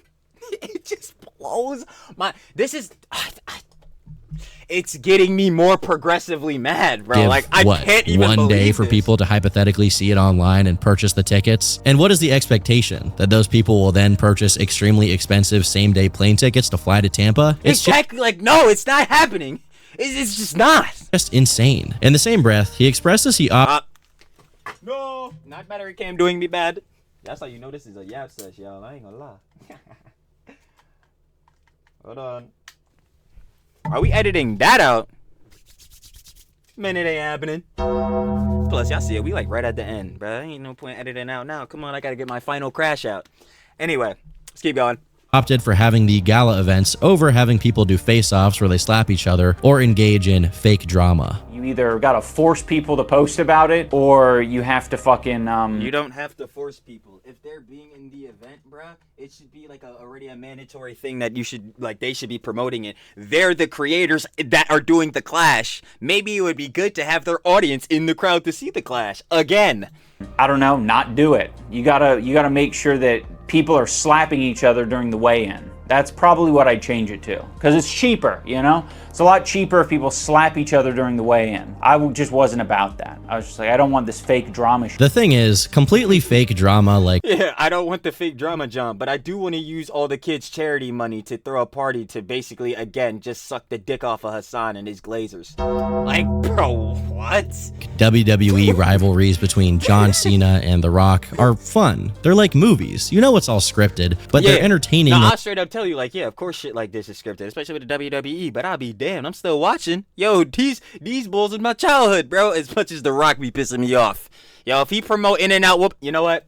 Nonetheless, what's absolutely not entertaining and not going to help promote your event is real drama where you go over Israel versus Palestine. Yeah, especially when you know basically nothing about it. And the education you're getting from it is 1 from Anissa and 2 from the Snarks. Later on in the video, Ian claimed that ultimately he would donate his 34% cut to charity anyway. Again, if these two are pathological liars, if they really thought anyone with 2 brain cells is gonna believe that, they are morons, but we already know they are. But acknowledges no one will believe this. The thing is, there's nothing wrong with him. Because what have you done to incentivize people to believe you? Nothing. You've lied at every step, been bad faith at every step. Like what? Making money from the event per se. The general public isn't Hasan. No one has any issue with people making profit off of things they put together. I'm sure Aaron and Elena will end up profiting off of Creator Clash 3 if the event goes well, and there's no problem with that. I actually hope the event does well, and I don't care if they just keep their cut. The problem is, this cut was undisclosed by That's what I'm saying. The problem is, one word, transparency. Just be honest. These niggas will never be fucking honest. These two? No way. and Anissa, and was only revealed later by Elena and Aaron, who did so with absolutely no ill intent towards the Jamhas, and only to be transparent with the public. Ian and Anissa could have done this. Which, on their part, I can respect that. I appreciate that, because I'm not gonna lie, it was big news when we found that they were trying to take a third of the profits. But didn't. And although Ian is willing to come out and admit he sucks at communication and is at fault for these mistakes, there's always a person who is conspicuously missing from the picture.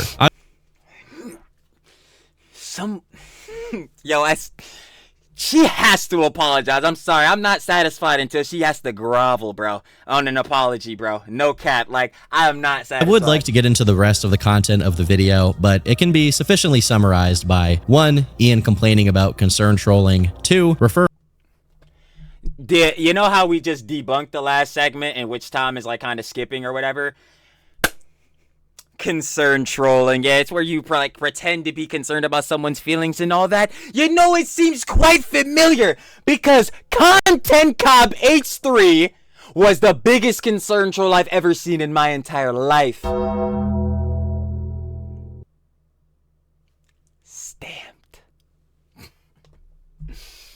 Referring to Anita Sarkeesian, of all people, as an authority on the subject. 3, making fun of himself for being a white guy who took years to realize how right she was. And 4, making fun of Tim Pool. Does it matter? Not really. To my surprise, the scholar on this topic is Anita Sarkeesian. Yeah, it's been almost a decade since like the Gamergate time, and go figure, the white guy 8 years later is like, I think Anita Sarkeesian was kind of onto something. There was a lot of assholes on the internet, and they're kind of misogynistic too. You love claiming this about everyone that disagrees with you. I think. Or at least Yoko does.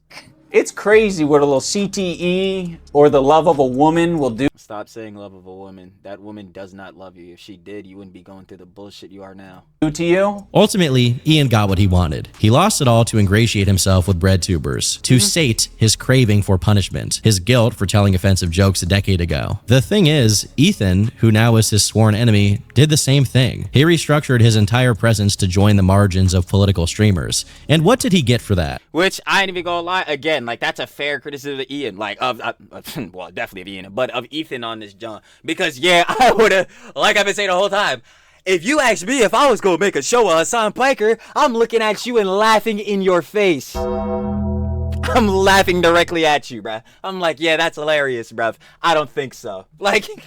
I wonder if Ian is naive enough to expect him to stay in their good graces forever. No. Oh, you know, I just want to hear Tom say actively wish it upon him. Hold but on. even Anissa could turn on him if the circumstances are favorable enough. She already turned on his ass. Do you think her emasculating a nigga is like, is that her showing the love? Because I'll tell you right now, that isn't a love that most people would want.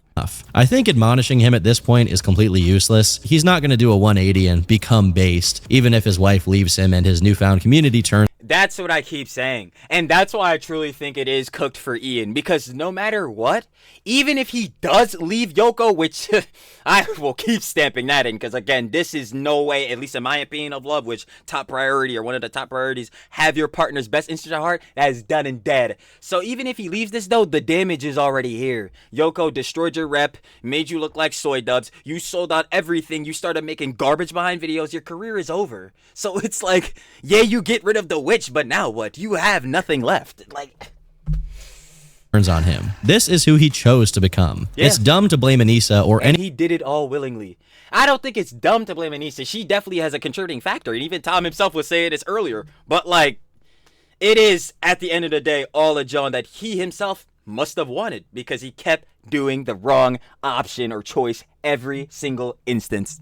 Anyone else for what's happening. Ian voluntarily chose this for himself. He did. And at the end of the day, everyone has to respect the rule he has decided to subject himself to. The only question is, if the rule you followed brought you to this, of what use was the rule? I've been Turkey Tom. Thanks for watching. And until next time, Thomas. Leave me alone. You already know, gang. Shout out my second favorite YouTuber of all time, my glorious king. Especially on the drama tees. I already know how it gets down. Torcus Thomas. That was The Decay of IDubbbz, 5 years of failure. Of course, if you guys would like to watch the OG video, down in the description, first link, share the love. Because, of course, y'all already know, truly turned this boy into a yap sesh. It's a casual. Every time. But, yeah.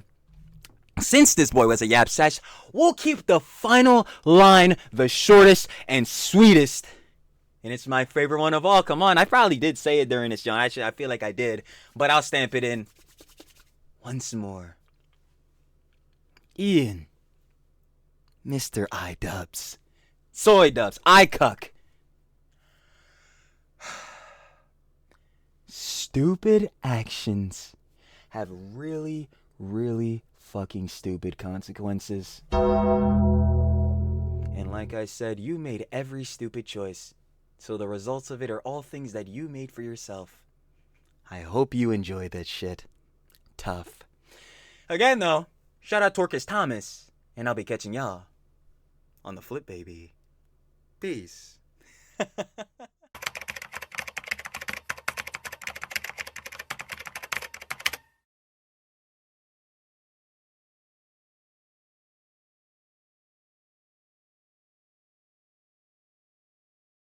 you.